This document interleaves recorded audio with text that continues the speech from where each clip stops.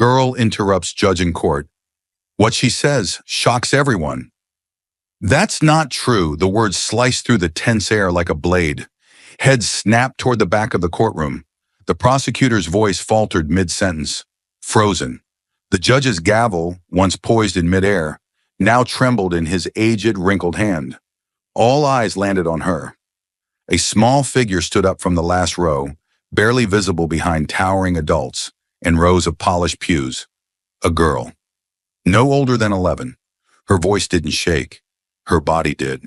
Her knees wobbled and the stuffed rabbit clutched in one arm looked like it had seen better days. But her eyes were on fire, locked straight onto the man in the defendant's chair. Michael Gaines. The man everyone in that room believed was guilty. Judge Alcott's face turned a dangerous shade of crimson. "Order!" he bellowed, slamming his gavel down. "Sit down, young lady. This is a court of law, not a playground." But Emily didn't sit down. She took a step forward, her voice louder now. "He didn't do it. You're blaming the wrong person, and you all know it." Gasps erupted. Murmurs rippled like shockwaves. The gallery turned into a sea of whispers, judgment, and mockery. The bailiff moved fast, boots heavy on the floor. "That's enough. Come with me now." Emily flinched but stood her ground. "I have proof. I can show you. Please, just listen." She didn't make it another step before two firm hands grabbed her shoulders and dragged her from the aisle.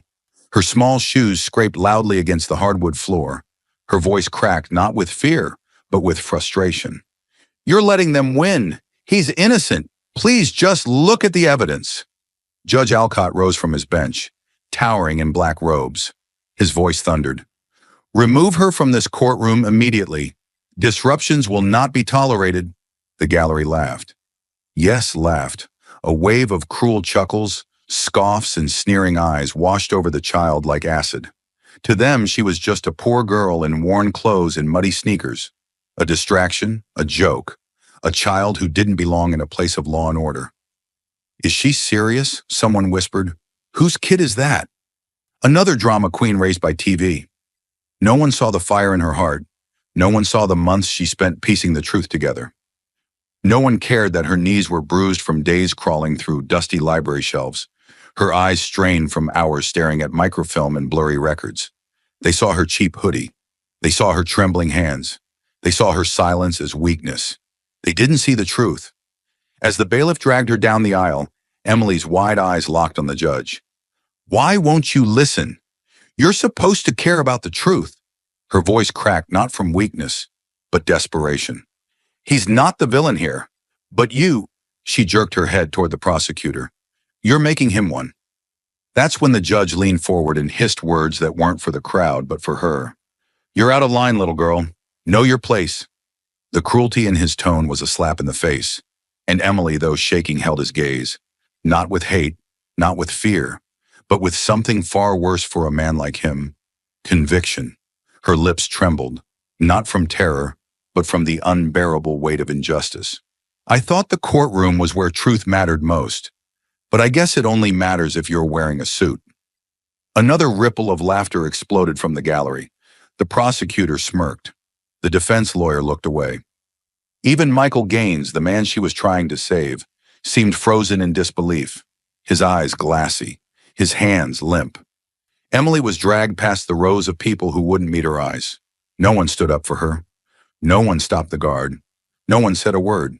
She passed the benches filled with lawyers, reporters, citizens, all of whom decided her voice wasn't worth hearing. And she knew why. She was poor. She was young. She was powerless. What chance did she have against a system built to ignore people like her? The doors slammed behind her with a final echoing thud. The kind of sound that doesn't just close a door, it erases someone from the room entirely. Emily collapsed onto the hallway floor outside, her back against the cold marble wall, her stuffed rabbit limp in her lap. Her breathing came in short, angry bursts. Her hands clenched into fists. Tears gathered, but didn't fall. She'd been humiliated, mocked, dismissed like trash under a boot. And yet, her eyes were still burning. As the cold courtroom faded behind her, Emily's mind spun back to where it all began, not in a courthouse, but on a rooftop under storm clouds. The first time Emily saw Michael Gaines, he was standing on a roof with a hammer in one hand and a smile in the other. She had been just 7 then, watching through a cracked window as rain poured down in thick, angry sheets. Their roof was caving in. Water had soaked through the ceiling, pooling on the floor and dripping into pots and pans like some cruel symphony. The landlord ignored her mother's desperate calls. The neighbors didn't care. No one did, except him. Michael had been helping the family across the street fix a fence when he noticed their flooded porch.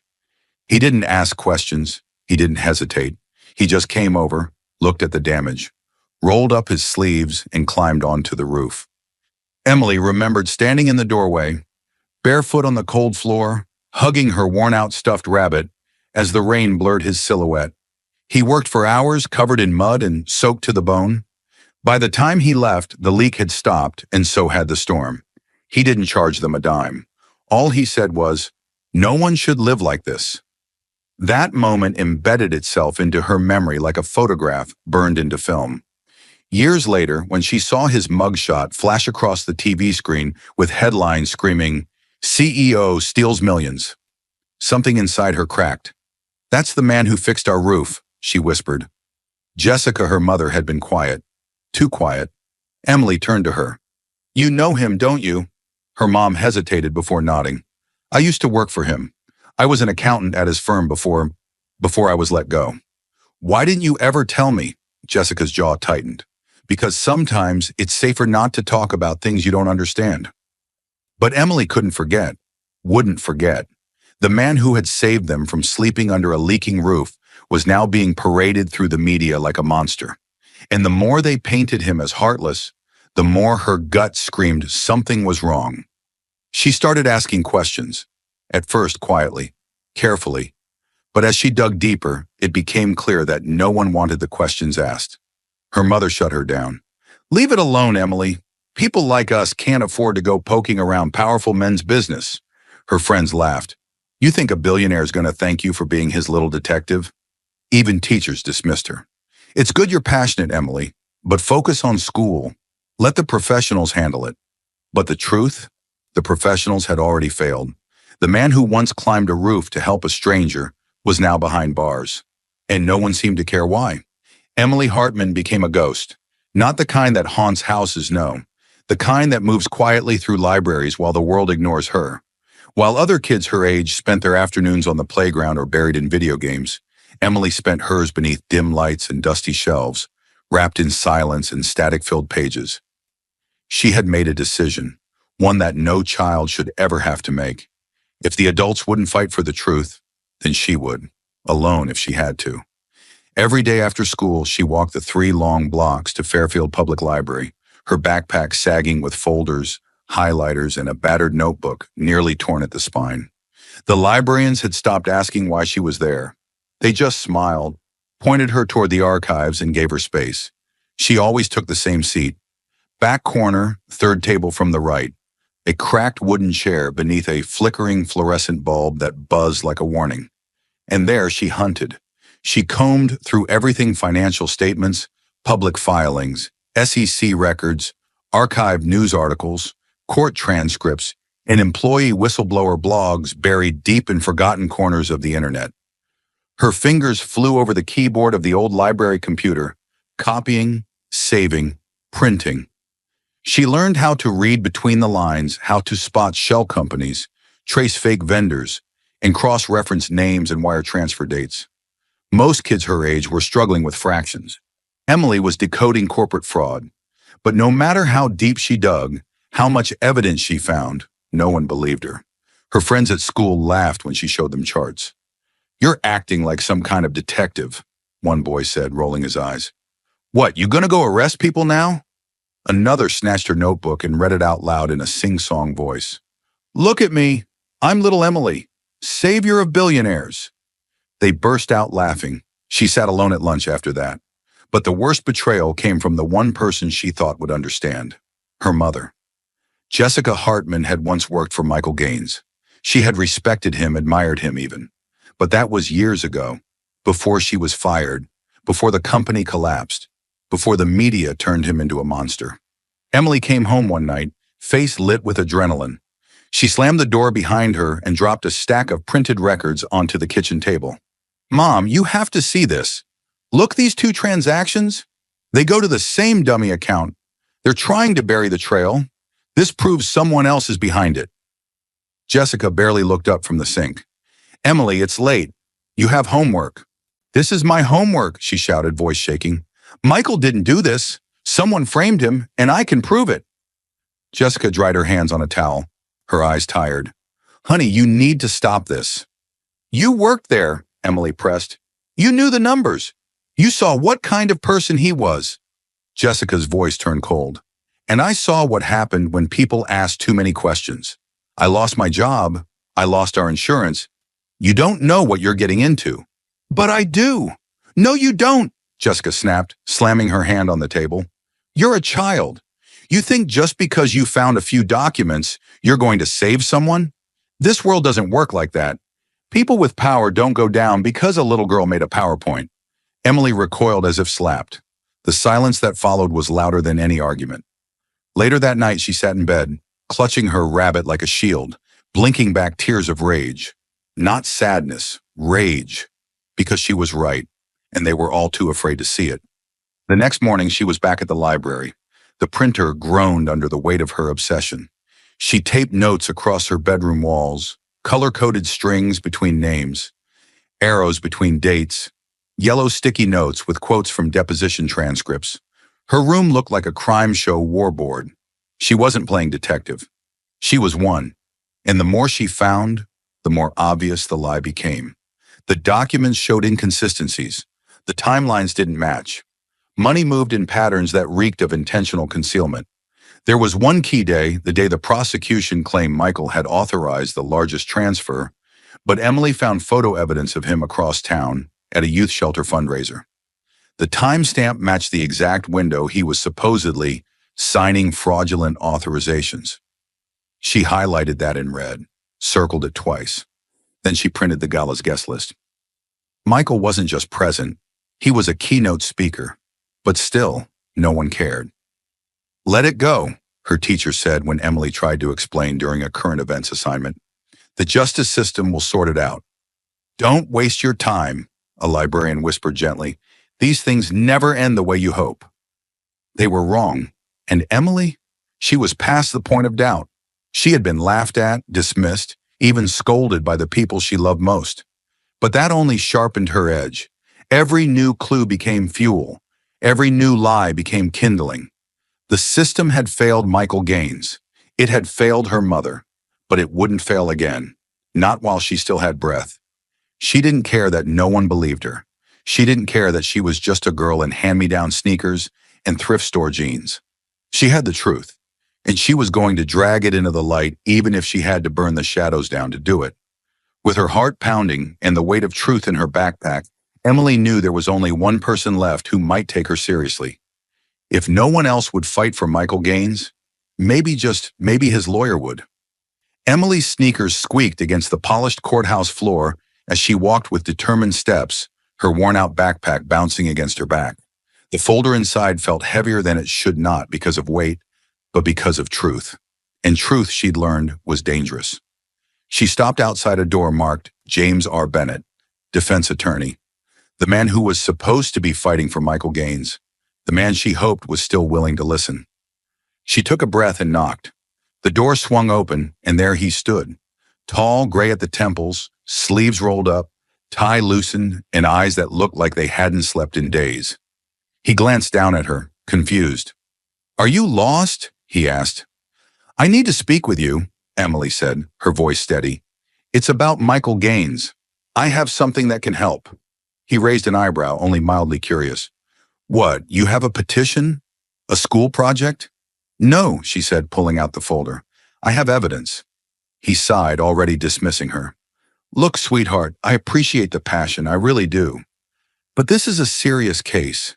People's lives are on the line. This isn't something kids—" She opened the folder and laid it on his desk, and the moment he looked down, his voice died.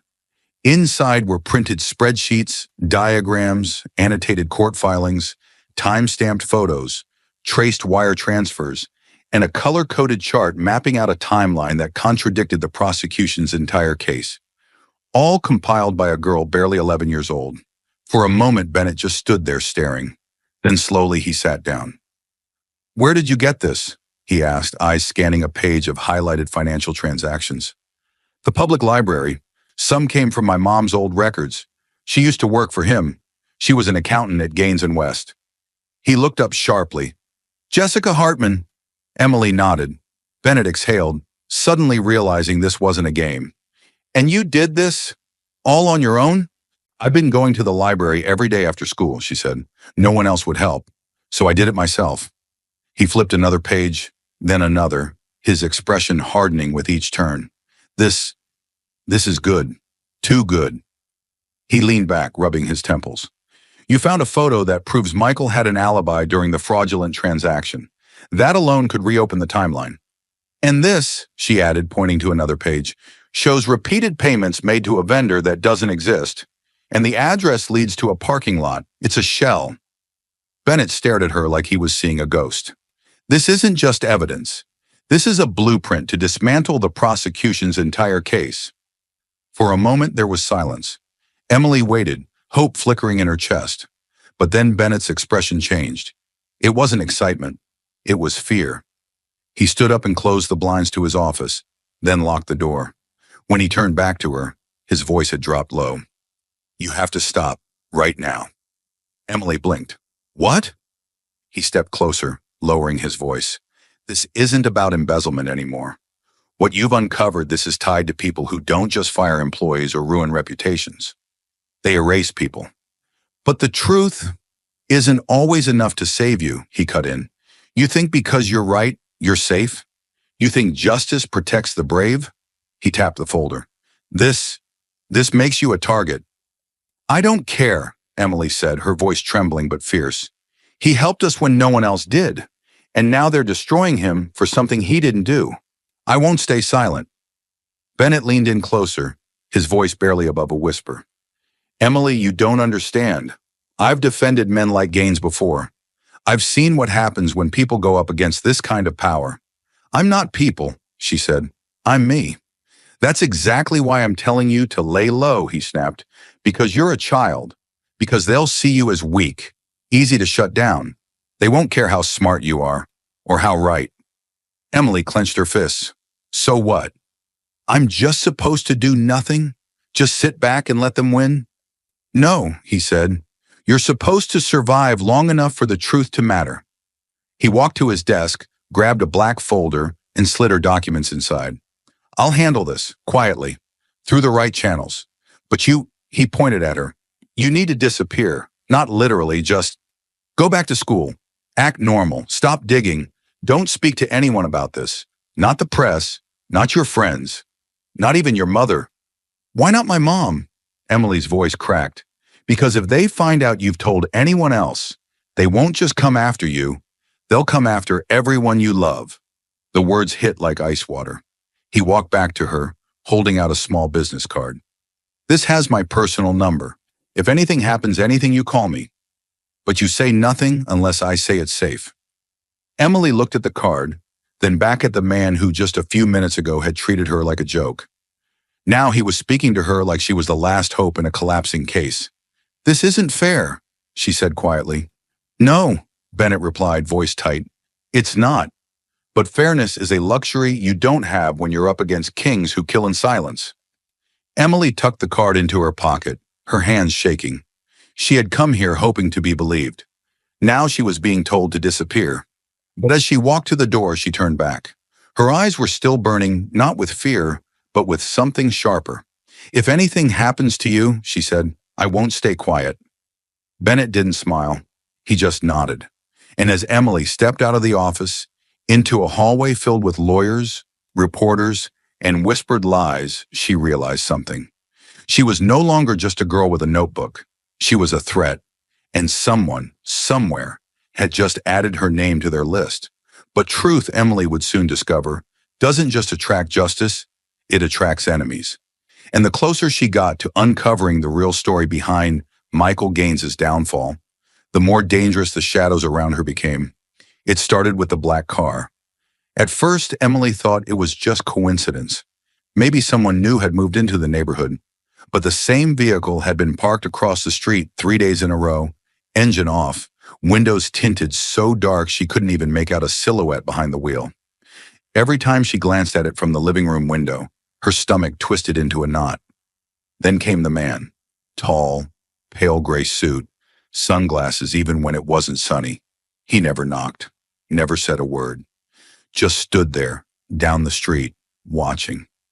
At the library, she caught a glimpse of him in the reflection of the glass doors. At the grocery store, she spotted his shadow behind a rack of cereal.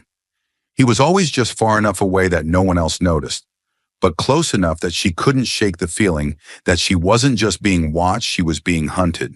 Still, Emily didn't stop. She couldn't. But then things escalated. It was just after midnight when she heard the back door creak. Her eyes snapped open in the dark. The sound was faint, but undeniable. Not the wind, not the house settling. Someone was inside. She slipped out of bed, bare feet gliding silently across the wooden floor. Her fingers trembled as she clutched her stuffed rabbit and crept to her bedroom door. Voices low and sharp muttered from the kitchen. Cabinet doors opened and closed. Drawers slid. Papers rustled. Her notes. Her research. They were looking for it. Emily ducked back into her room, heart pounding like a war drum. She grabbed the notebook she had hidden under a loose floorboard and stuffed it into her backpack, breath shallow and rapid. Then she slipped into her closet and shut the door just as footsteps began echoing down the hall. She held her breath. The door creaked open. Silence. Then a heavy footstep just outside the closet. She could hear breathing slow, controlled, searching. A vibration in her pocket nearly made her scream. Her phone. She slid it out and glanced at the screen. Unknown number. One new message. "Stop digging or you won't wake up next time." Her hands trembled violently. Eventually, the footsteps retreated. The front door opened, then slammed. He was gone. She waited 10 minutes before moving. When she finally emerged, the house was ransacked. Papers shredded, cabinets overturned. The file drawer where she kept her printed financial reports was empty. They hadn't found the notebook. Not yet. The next morning, she and her mom sat in the police station, her mother's arms wrapped protectively around her as Emily tried to explain what had happened. But the officer behind the desk just sighed. "So let me get this straight," he said, not even looking up. "A man in sunglasses has been following you around. You got a spooky text message, and now your house was broken into. But nothing was stolen?" "They were looking for documents," Emily snapped, voice edged with desperation. "I'm helping a lawyer prove an innocent man didn't commit fraud." The officer raised a hand, already half smiling. "Sweetheart, are you writing a school story or something?" "I'm telling the truth," she cried. "Check my phone. Look at the message." He scrolled lazily through the text and handed the phone back. "No proof who sent it. Could be a prank. Kids do dumb things." "You think I made this up?" she asked in disbelief. He shrugged. "Maybe you had a nightmare. Maybe you're just, stressed." Emily stood, fists clenched at her sides. "You're supposed to protect people, but all you're doing is laughing at me." Her mom gently pulled her back. "Emily, please." But the damage was done. The officers never even filed a report. That night, Jessica triple-locked the doors, boarded the windows, and wouldn't let Emily out of her sight. She didn't ask about the man, the message, or the break-in. She just kept whispering, "Oh God, oh God." Finally, she snapped. "No more research, no more notes, no more Michael Gaines. You're done, Emily." Emily looked up from the kitchen table, where her notebook lay open beneath her trembling hands. "No," she whispered. Jessica's voice rose. "Do you want to end up dead? Is that it? Do you want me to bury you because you couldn't let this go?" Tears welled in Emily's eyes. "If I stop now, Michael Gaines goes to prison for something he didn't do." "That's not your responsibility," Jessica said, almost pleading now. "You're a child. This isn't your war to fight." "But I'm the only one fighting," Emily shouted. "Everyone else gave up. The police don't care.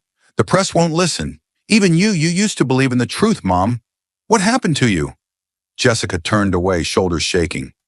"I got tired of being afraid." Emily's voice broke as the tears spilled over. If I stay quiet, an innocent man rots behind bars, and the real criminals get away with it. Forever.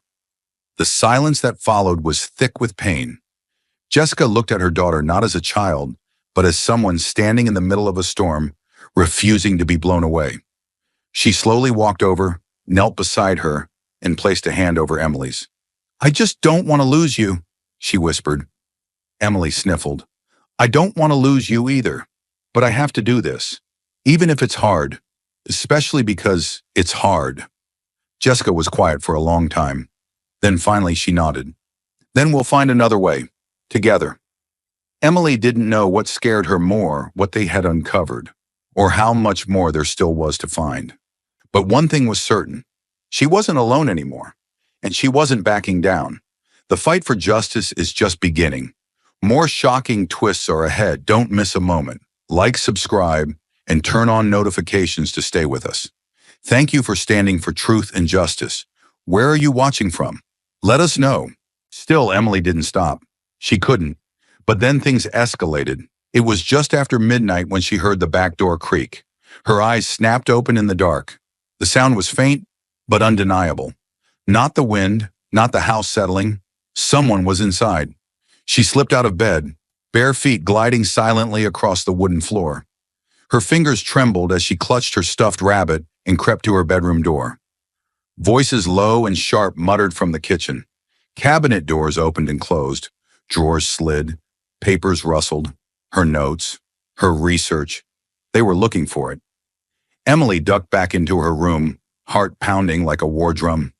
She grabbed the notebook she had hidden under a loose floorboard and stuffed it into her backpack, breath shallow and rapid. Then she slipped into her closet and shut the door just as footsteps began echoing down the hall. She held her breath. The door creaked open. Silence. Then a heavy footstep just outside the closet. She could hear breathing slow, controlled, searching. A vibration in her pocket nearly made her scream. Her phone. She slid it out and glanced at the screen. Unknown number. One new message. "Stop digging or you won't wake up next time." Her hands trembled violently. Eventually, the footsteps retreated. The front door opened, then slammed. He was gone. She waited 10 minutes before moving. When she finally emerged, the house was ransacked. Papers shredded, cabinets overturned. The file drawer where she kept her printed financial reports was empty. They hadn't found the notebook. Not yet.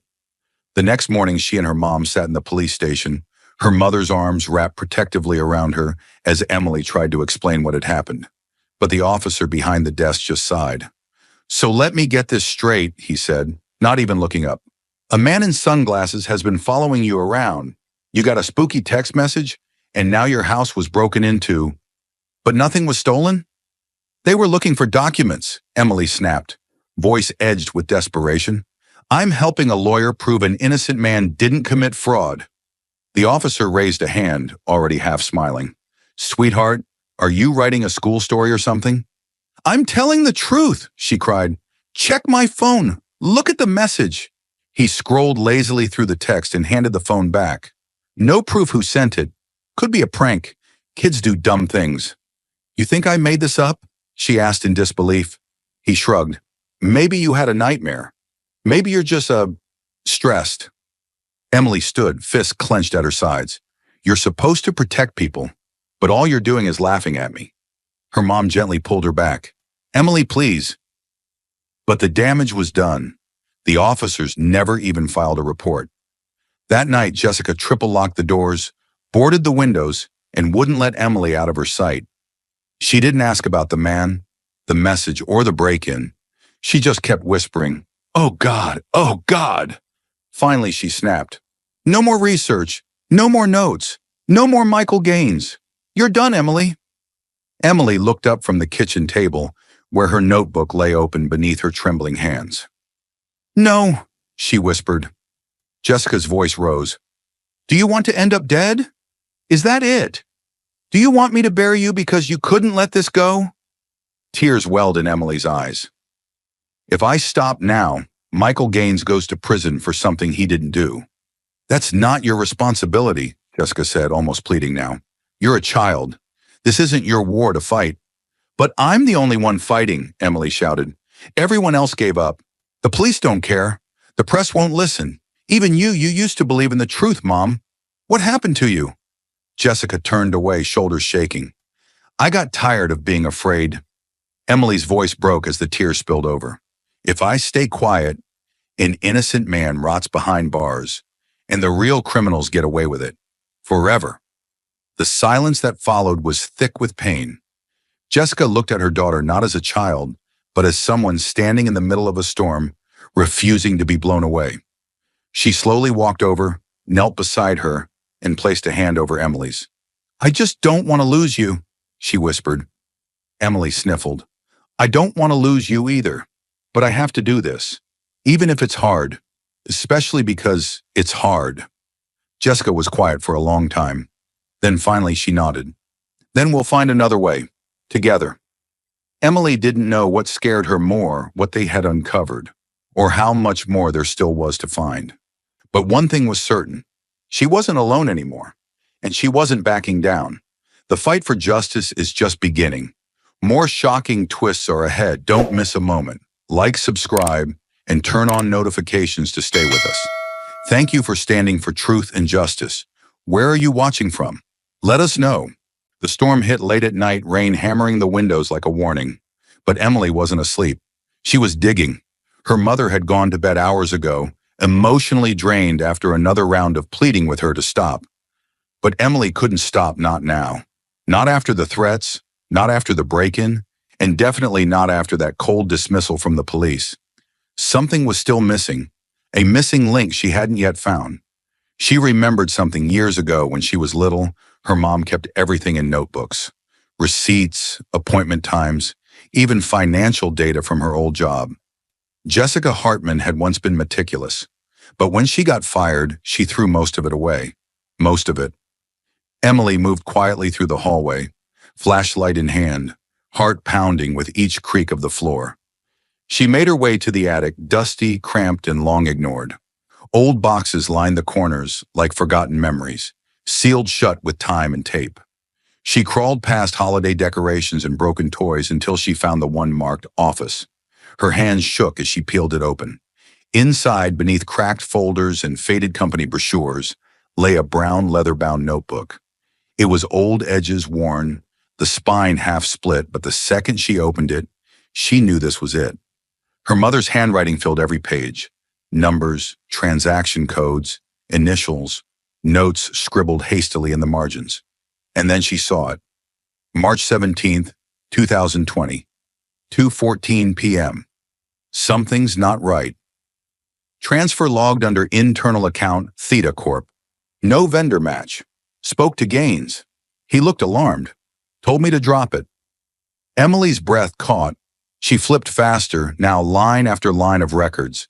Small discrepancies Jessica had noticed. Strange vendor names, duplicate payment trails, crossed out entries labeled confidential. And then near the end, April 2nd, 2020, they know I've seen too much. HR called me in, said my performance was being questioned. No warning, no write-up, just a suggestion to move on quietly. Emily's hand gripped the page so tightly it crinkled. Her mother hadn't just been let go. She'd been silenced. She had uncovered the same trail Emily was now following years earlier. And instead of being hailed as a whistleblower, she was cast out, erased. One less problem for the company to deal with.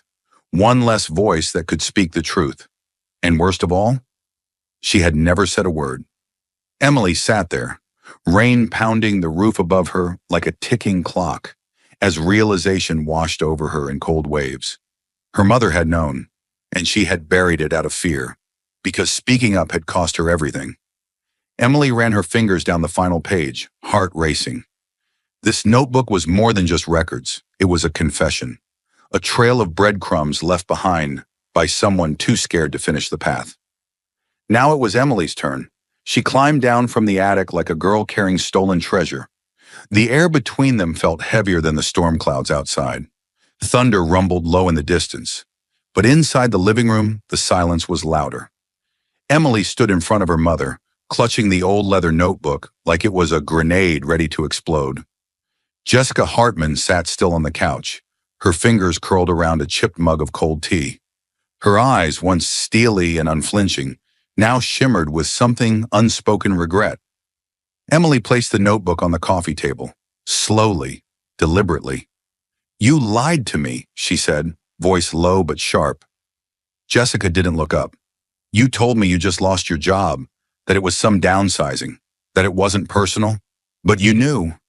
Emily took a breath, trying to steady her trembling hands. "You knew something was wrong. You wrote it all down." Jessica's knuckles whitened around the mug. "I found your notes, Mom. The Theta Corp account. The shell vendors. You caught it before anyone. You were the first. So why didn't you say anything? Why did you let them get away with it?" Jessica closed her eyes. "Because they told me what would happen if I didn't." Emily's heart skipped a beat. Jessica's voice was barely a whisper. "I confronted someone in the finance department. A week later, there was a message taped to our front door. No words, just a photo of you on the school playground, and a bullet casing next to it." Emily froze. "I was terrified," Jessica said. "I didn't tell anyone. I pulled you out of after-school programs, changed our routine. Then HR called me in. They said there had been complaints about my tone, that I wasn't being a team player. They gave me a choice: resign quietly, or face a formal investigation that would destroy my reputation." Jessica finally looked at her daughter. "You were 7. I couldn't risk it. I couldn't risk you." Emily blinked, trying to swallow the lump forming in her throat.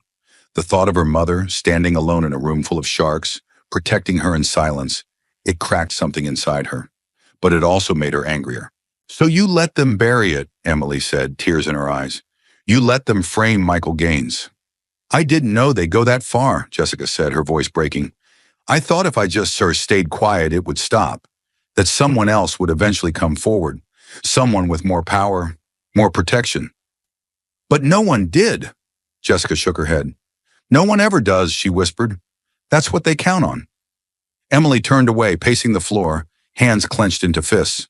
Her mind raced back to the break-in, the threatening message, the black car watching from the corner. They knew she was getting close, just like they had known about her mom years ago. She stopped and turned back. "We have to do something." Jessica looked down. "Emily, even with this notebook, it's not enough. These people, they control everything." Emily walked over and sat across from her. For the first time in weeks, she didn't feel like she was fighting alone. "Maybe, but now we know something they don't." Jessica raised an eyebrow. "What?" "That we're not afraid anymore." Silence again, but it wasn't cold this time. It was a pause, a breath before a storm. Jessica slowly reached forward and opened the notebook, flipping through her own handwriting like she was reading the diary of a past self she barely remembered. Her eyes lingered on a page with a red circled entry, March 17th, 2020. "That's the day I knew," she whispered. "That's when it all started to unravel." Emily leaned in. "We can build from this. You remember the people involved, right? The ones who pushed you out?" Jessica nodded slowly. "Some. I can try." "Good," Emily said, determination solidifying in her voice. "Then we're not starting from scratch. We already have the map. Now we just need to follow it." Jessica stared at her for a long moment. "You've done more in a few weeks than I managed in years." "I had your foundation," Emily said. "I just didn't know it until now." Jessica finally smiled, just a flicker, but real. "You remind me of myself, before I gave up." Emily reached across the table and took her mother's hand.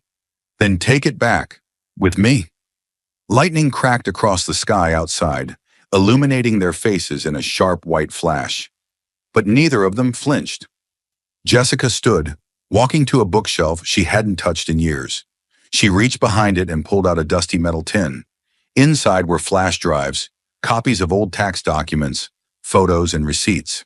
She placed it on the table next to the notebook. "I never threw everything away," she said. "Part of me always hoped I'd get the chance to finish what I started." Emily looked at the tin like it was a box of dynamite. "Then let's finish it together." Jessica nodded. "But we need help. Someone who can protect us. Someone who's not afraid to make this public." "I know someone," Emily said. "Gaines's lawyer, James Bennett. He believed me. He's scared, but he's in. Jessica picked up a USB drive and examined it. Then we meet with him. But we don't go in blind. We catalog everything. Cross-reference timelines. If we're going to do this, we do it right. A fire ignited in her voice that Emily hadn't heard in years. The fire of a woman who once stood toe-to-toe with corruption before fear smothered her voice. Now it was returning. For the first time, Emily felt something she hadn't felt since this all began. Strength. Real, shared strength. She wasn't just a girl with a notebook anymore. She was the daughter of a whistleblower. And now they were both ready to be heard. The warehouse was colder than expected.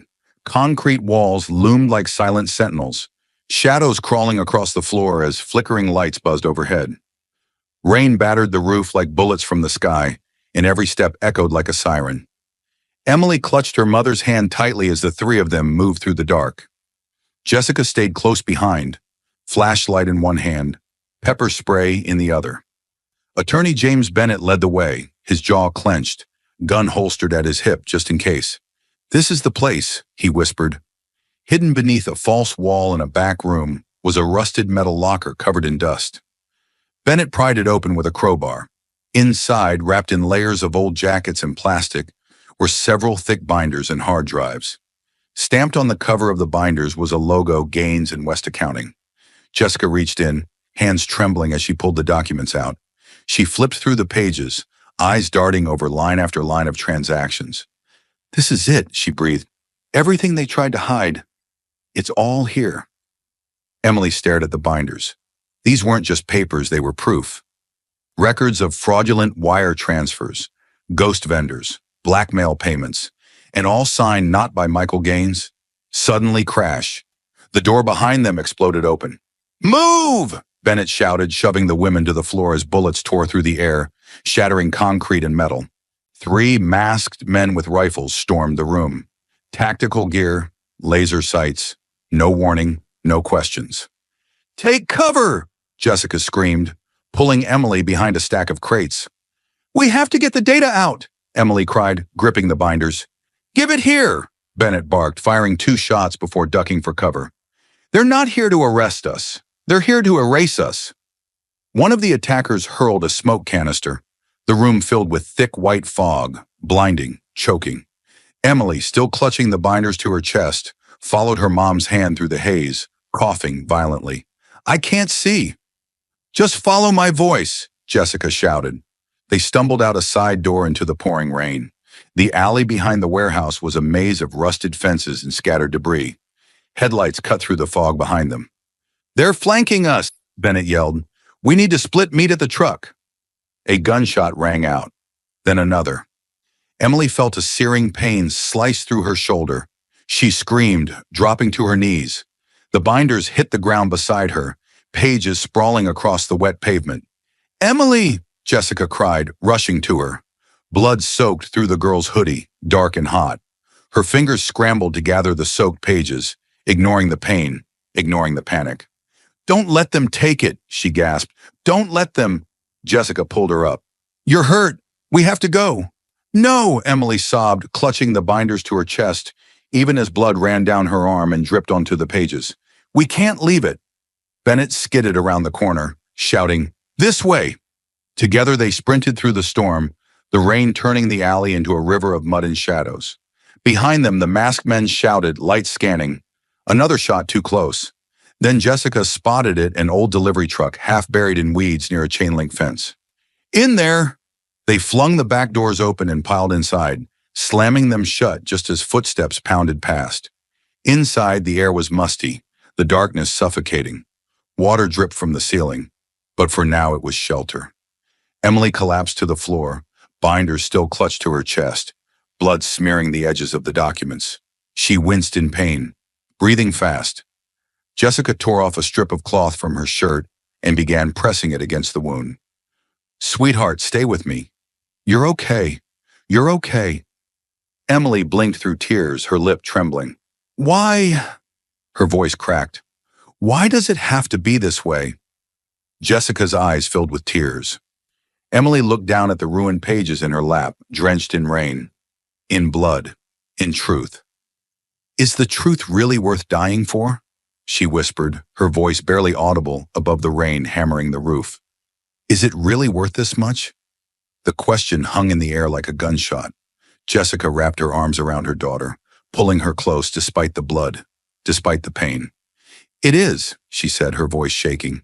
Because if we don't fight for it, they win, and they keep winning, and more people suffer. Bennett sat across from them, drenched, gun in his lap, eyes burning.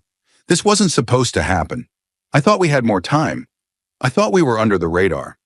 They're watching everything, Jessica said bitterly. They always were. Emily winced as she tried to sit up straighter, refusing to let go of the documents. Then we hit back harder. Bennett nodded slowly. We have enough now to go public, maybe even force a federal investigation. But we have to move fast, Jessica added. They'll keep coming. Emily looked at the documents again, some pages wrinkled, others torn. Her blood had turned one corner of the binder into a crimson smear. I bled for this, she said softly. They're not taking it from me. Jessica looked her daughter in the eyes, really looked and saw no trace of the child she once knew. In her place sat something fiercer, something forged in fear, in injustice, in fire. We make this count, Emily said, voice hard. All of it. Outside, the rain poured harder, but inside the truck, 3 people sat in silence, bruised, bleeding, but alive. And for the first time, the truth was in their hands, even if it had cost blood to get there. Emily stood in front of the courthouse, her heart pounding like a war drum inside her chest. Her hoodie was soaked from the rain that had swept through the city that morning, and her shoulder still throbbed under the fresh bandage where the bullet had grazed her just days ago. But none of it mattered now. This was it, the final hour. The trial of Michael Gaines was entering its final day, and the courtroom inside was packed with journalists, lawyers, and citizens hungry for a verdict. But the truth still hadn't been spoken, not fully. The data they had found was undeniable, but the system was already choking on it. Delays, doubts, backroom deals. Everything pointed toward a quiet dismissal or scapegoat far smaller than the real culprits. So Emily made a choice. 3 masked men with rifles stormed the room. Tactical gear, laser sights, no warning, no questions. Take cover, Jessica screamed, pulling Emily behind a stack of crates. We have to get the data out, Emily cried, gripping the binders. Give it here, Bennett barked, firing 2 shots before ducking for cover. They're not here to arrest us. They're here to erase us. One of the attackers hurled a smoke canister. The room filled with thick white fog, blinding, choking. Emily, still clutching the binders to her chest, followed her mom's hand through the haze, coughing violently. I can't see. Just follow my voice, Jessica shouted. They stumbled out a side door into the pouring rain. The alley behind the warehouse was a maze of rusted fences and scattered debris. Headlights cut through the fog behind them. They're flanking us, Bennett yelled. We need to split meat at the truck. A gunshot rang out, then another. Emily felt a searing pain slice through her shoulder. She screamed, dropping to her knees. The binders hit the ground beside her, pages sprawling across the wet pavement. Emily, Jessica cried, rushing to her. Blood soaked through the girl's hoodie, dark and hot. Her fingers scrambled to gather the soaked pages, ignoring the pain, ignoring the panic. Don't let them take it, she gasped. Don't let them. Jessica pulled her up. You're hurt. We have to go. No, Emily sobbed, clutching the binders to her chest, even as blood ran down her arm and dripped onto the pages. We can't leave it. Bennett skidded around the corner, shouting, This way! Together they sprinted through the storm, the rain turning the alley into a river of mud and shadows. Behind them, the masked men shouted, lights scanning. Another shot too close. Then Jessica spotted it, an old delivery truck, half buried in weeds near a chain-link fence. In there! They flung the back doors open and piled inside, slamming them shut just as footsteps pounded past. Inside, the air was musty, the darkness suffocating. Water dripped from the ceiling, but for now it was shelter. Emily collapsed to the floor, binders still clutched to her chest, blood smearing the edges of the documents. She winced in pain, breathing fast. Jessica tore off a strip of cloth from her shirt and began pressing it against the wound. Sweetheart, stay with me. You're okay. You're okay. Emily blinked through tears, her lip trembling. Why? Her voice cracked. Why does it have to be this way? Jessica's eyes filled with tears. Emily looked down at the ruined pages in her lap, drenched in rain, in blood, in truth. Is the truth really worth dying for? She whispered, her voice barely audible above the rain hammering the roof. Is it really worth this much? The question hung in the air like a gunshot. Jessica wrapped her arms around her daughter, pulling her close despite the blood, despite the pain. It is, she said, her voice shaking. Because if we don't fight for it, they win, and they keep winning, and more people suffer. Bennett sat across from them, drenched, gun in his lap, eyes burning. This wasn't supposed to happen. I thought we had more time. I thought we were under the radar. They're watching everything, Jessica said bitterly. They always were. Emily winced as she tried to sit up straighter, refusing to let go of the documents. Then we hit back harder. Bennett nodded slowly. We have enough now to go public, maybe even force a federal investigation. But we have to move fast, Jessica added. They'll keep coming. Emily looked at the documents again, some pages wrinkled, others torn. Her blood had turned one corner of the binder into a crimson smear. I bled for this, she said softly. They're not taking it from me. Jessica looked her daughter in the eyes, really looked and saw no trace of the child she once knew. In her place sat something fiercer, something forged in fear, in injustice, in fire. We make this count, Emily said, voice hard. All of it. Outside, the rain poured harder, but inside the truck, 3 people sat in silence, bruised, bleeding, but alive. And for the first time, the truth was in their hands, even if it had cost blood to get there. Emily stood in front of the courthouse, her heart pounding like a war drum inside her chest. Her hoodie was soaked from the rain that had swept through the city that morning, and her shoulder still throbbed under the fresh bandage where the bullet had grazed her just days ago. But none of it mattered now. This was it, the final hour. The trial of Michael Gaines was entering its final day, and the courtroom inside was packed with journalists, lawyers, and citizens hungry for a verdict. But the truth still hadn't been spoken, not fully. The data they had found was undeniable, but the system was already choking on it. Delays, doubts, backroom deals. Everything pointed toward a quiet dismissal or scapegoat far smaller than the real culprits. So Emily made a choice. If the system wouldn't speak, she would. She stood beneath the gray sky with her phone in hand. The courthouse steps loomed behind her, and the chaos inside was growing. She opened the live stream app and stared at the blinking cursor on the screen. Her hand trembled. Then she pressed, "Go live." The red light blinked. She inhaled once, deeply, and spoke. "My name is Emily Hartman. I'm 11 years old." Her voice echoed into the wind, small but clear. "I'm not a lawyer. I'm not a reporter. I'm just a kid. But I've seen what happens when people stay silent. And today, I'm done being quiet." Within seconds, viewers began to join. Dozens, then hundreds. The feed was being shared, forwarded, reshared again. The algorithm had found its spark. Emily pulled out the soaked binder from her backpack and held it up. "This," she said, her voice steady, "is proof. This is the truth." She opened to a marked page, the camera zooming in as best it could. "On this date," she said, pointing to the document, "money was transferred to an account that doesn't exist. The person who authorized it was not Michael Gaines. I've traced it. I have timestamps, I have signatures, and I have backup copies." She flipped to another page. "My mom used to work for that company. She was fired when she found out the truth. They threatened her. They threatened me." Her voice cracked slightly, but she didn't stop. "I know what you're thinking. What does a kid know about financial crimes? What could an 11-year-old possibly uncover?" She stared straight into the lens. "A lot, because when no one else cared, I kept looking. When the police laughed at me, I kept digging. When someone broke into my house, and I bled for these papers, I still didn't stop." Her hands trembled now, not from fear, but fury. "They want you to think it's too complicated to understand, that only adults can speak. But if adults are too scared, then maybe it's time a child speaks instead."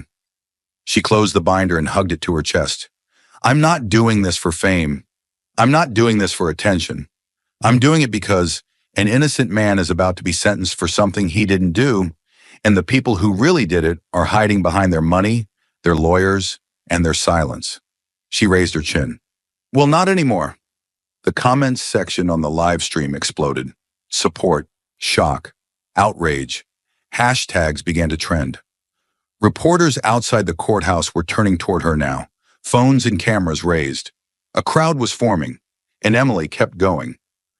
I've sent copies of everything to journalists, to investigators, to the federal courts.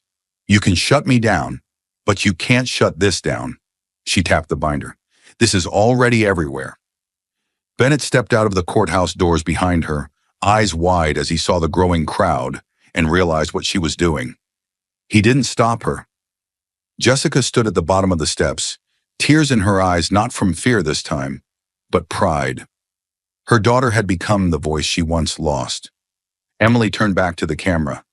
I know they'll try to scare me again. Maybe they'll say I'm lying. Maybe they'll even try to erase me like they erased the others. Her voice dropped to a whisper, filled with raw emotion. But the truth doesn't die just because someone's afraid of it. She lifted the binder high, as if offering it to the entire world.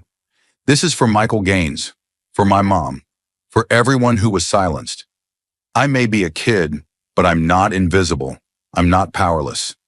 And then, with a final breath, she looked into the camera and said, Grown-ups won't speak the truth, then I will. The video hit the internet like a thunderclap. Within the first hour, Emily's live stream racked up over 2 million views. By noon, it was trending on every major social media platform. Hashtags exploded across timelines. Let Emily speak. Justice for Gaines. Truth has no age. TikTok edits, YouTube reactions, and Twitter threads dissected every second of her broadcast. News anchors replayed her words with growing urgency. Her voice, cracking with conviction, became a rallying cry for a country long numbed by corruption. If grown-ups won't speak the truth, then I will. That line burned through the digital world like wildfire, and with it came pressure, immense pressure. By the next morning, the Department of Justice released a terse statement. In light of newly surfaced evidence, the case of Michael Gaines will be temporarily halted and reopened for federal investigation. Emily sat on the living room floor in stunned silence as the words scrolled across the news ticker. Her mom was frozen, remote in hand, tears in her eyes. They're reopening it, Emily whispered. They're actually reopening it. Jessica dropped to her knees beside her and pulled her into a hug, too overwhelmed to speak. Emily had done what no one else had dared. She had made the system blink, but that was only the beginning. Overnight, the binder she held in her arms, the one stained with rain, fear, and blood, was no longer a set of forgotten records. It had become Exhibit A in the most explosive corruption investigation in recent history. Reporters swarmed the courthouse.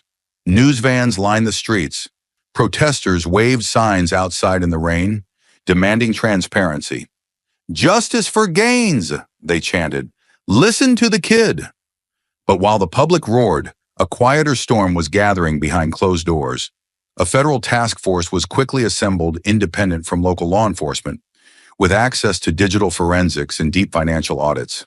They reviewed Emily's evidence, cross-referenced it with the hard drives found in the hidden locker, and confirmed what she had risked everything to prove. Michael Gaines had been framed. But by who? The rabbit hole ran deeper than anyone imagined. At first, it pointed to a single executive at Gaines and West, someone who had pushed through fraudulent vendor contracts. But then came the emails. Hundreds of encrypted messages, unearthed from old backup servers, each one revealing a chilling truth. There wasn't just one man behind it, it was an entire network. Board members, senior accountants, regulatory officials, even city politicians.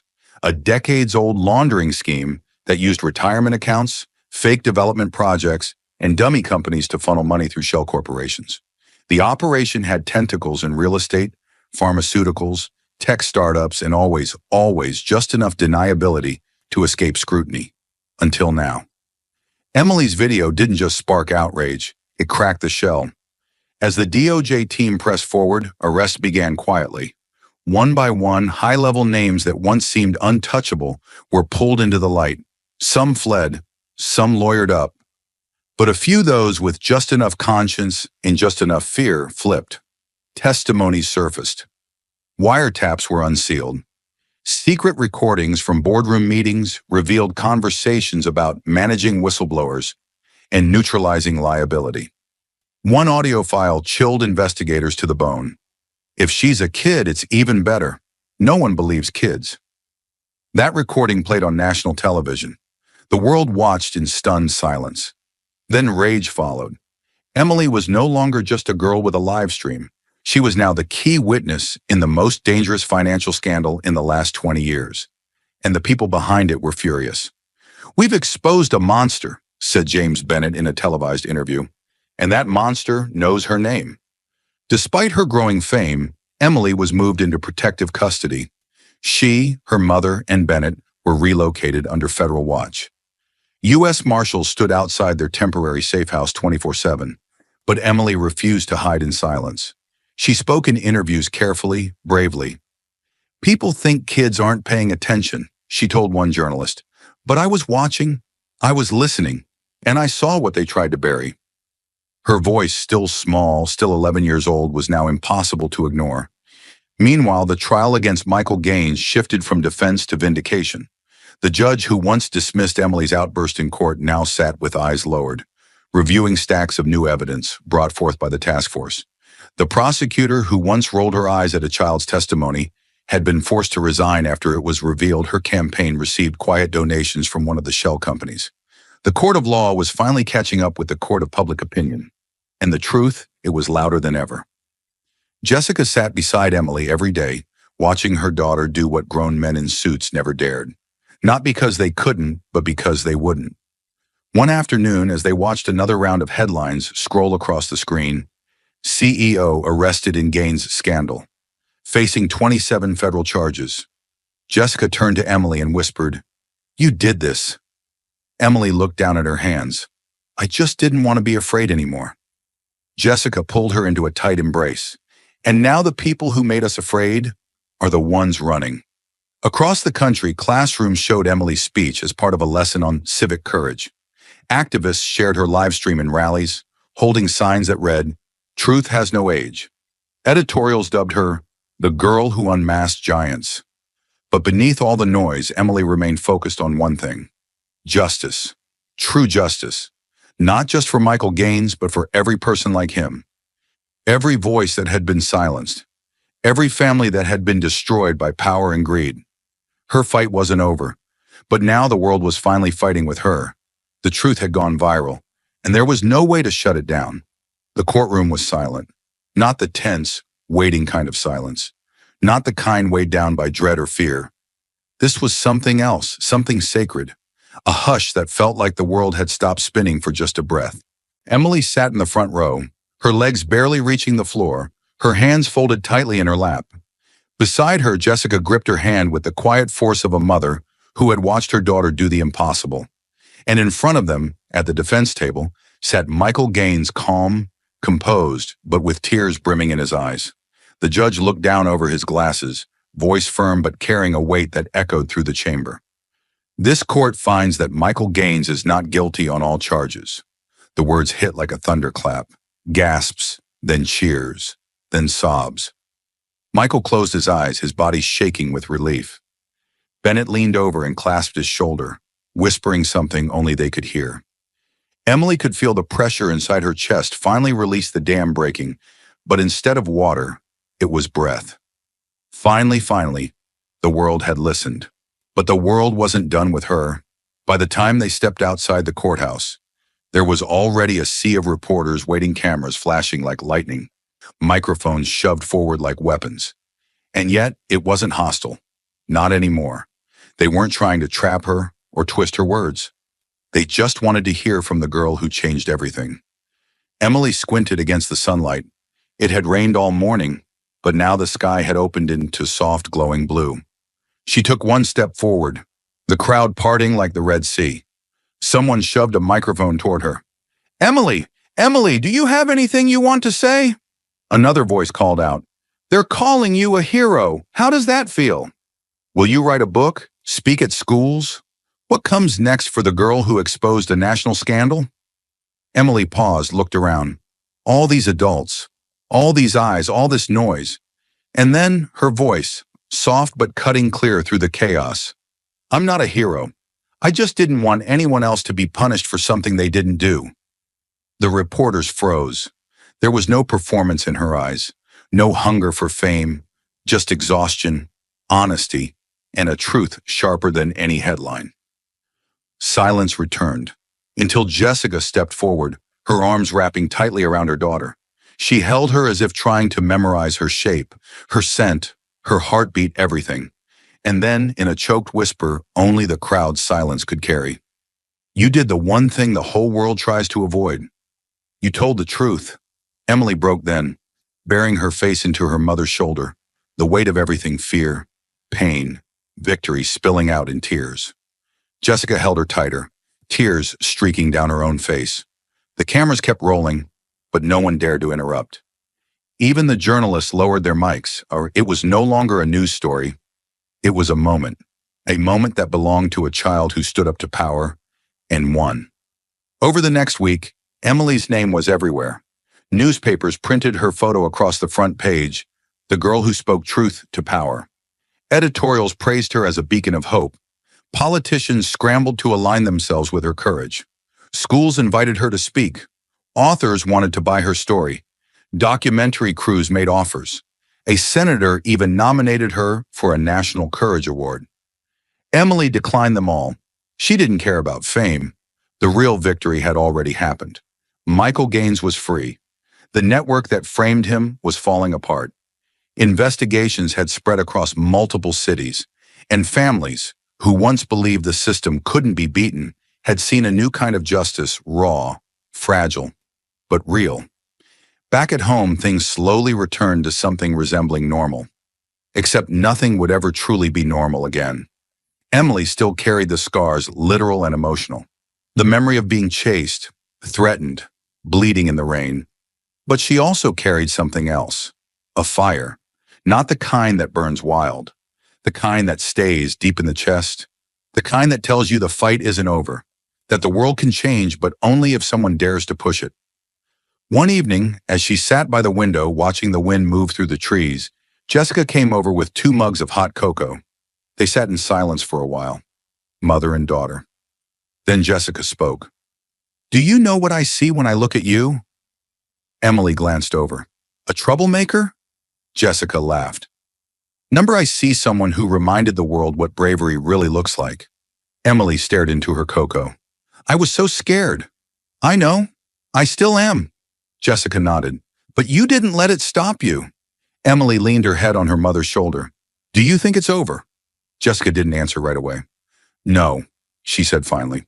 "Not for the world. But for now, for today, you gave someone their life back. That's enough." Emily didn't respond.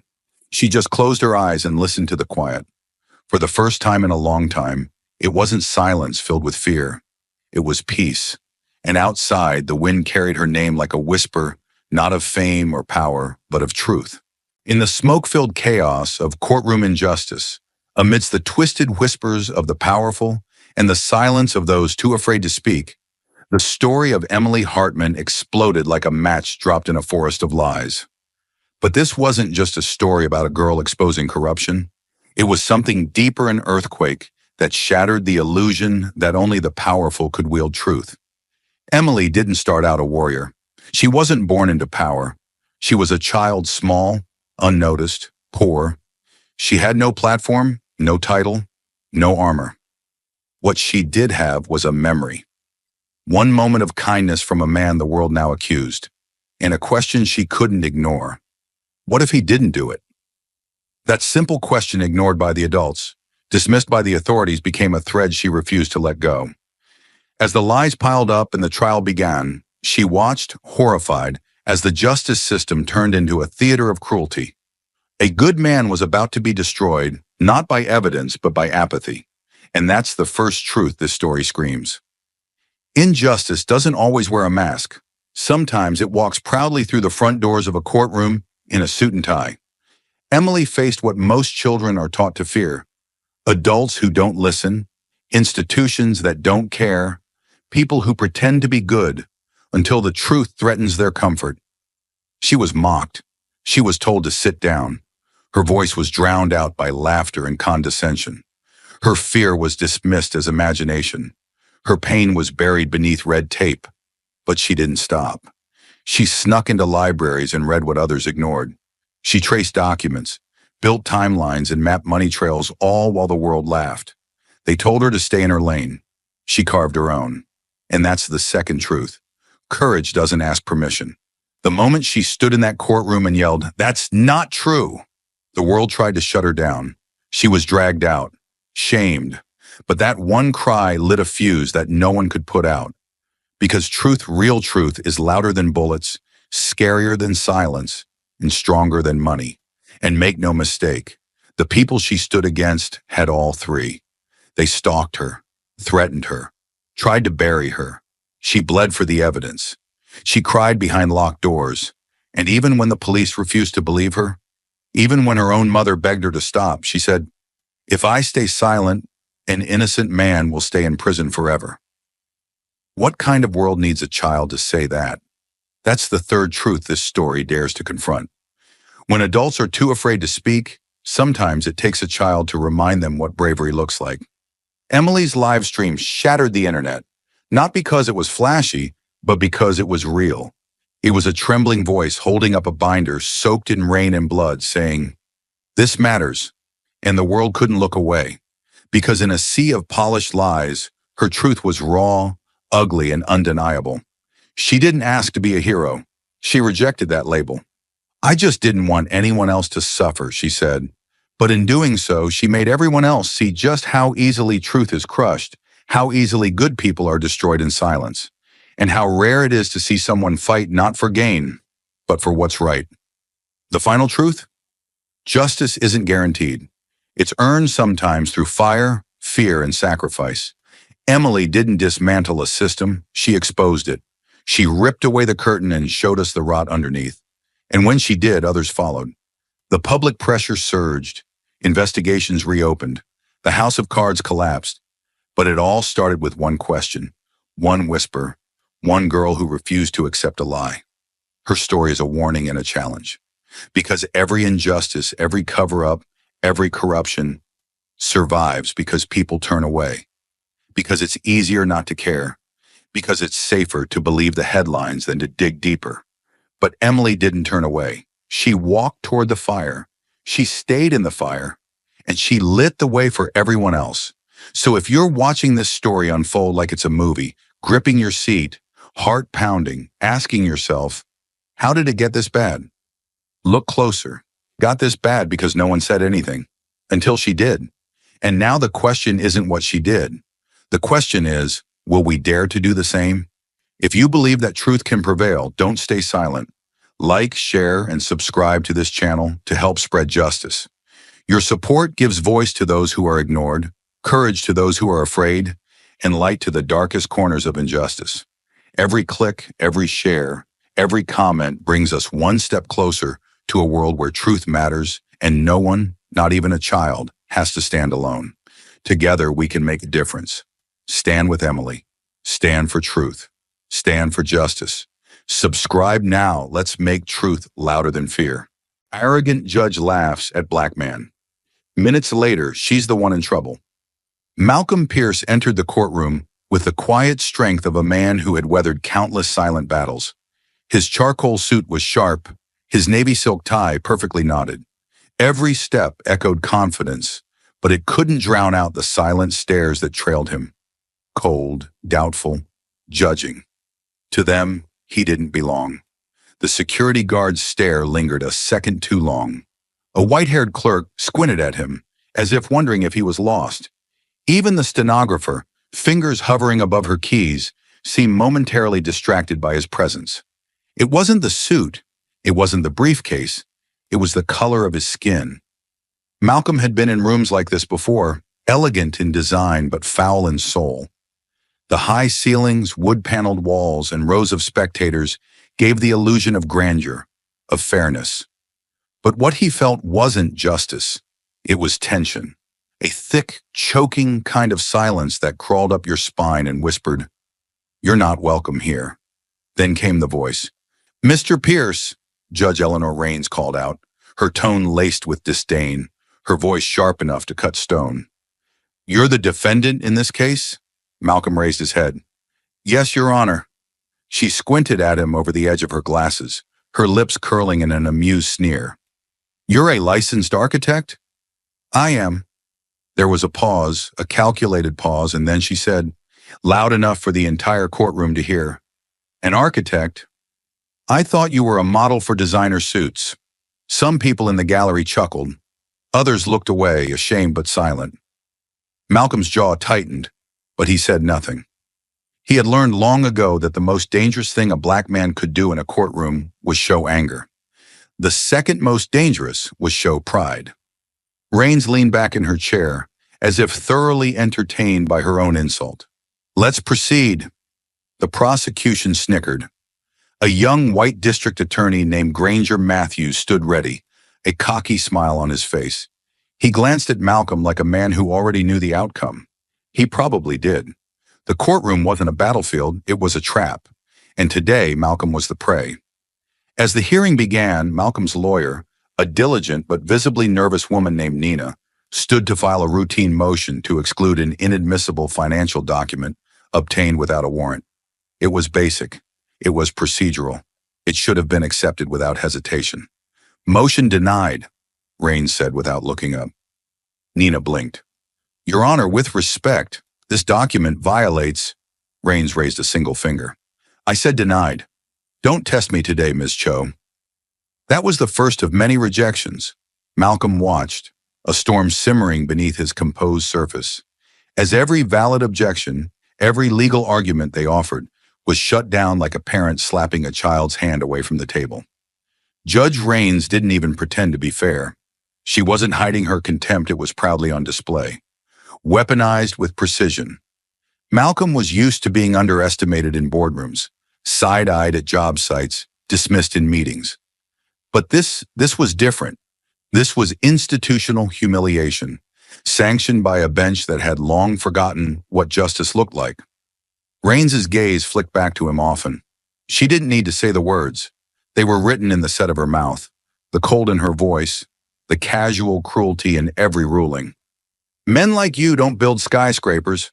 Men like you don't win cases. Men like you shouldn't even be here." The air in the room grew denser with every minute, not from heat, but from the sheer weight of unfairness. It hung in the room like smoke, coating the lungs of everyone watching, even if they didn't want to admit it. The stenographer typed slower. The jury shifted uncomfortably. The gallery grew quieter, subdued not by respect, but by unease. Malcolm sat still, his hands folded on the table, watching Raines carefully. Every word, every glance, every ruling, he cataloged it all.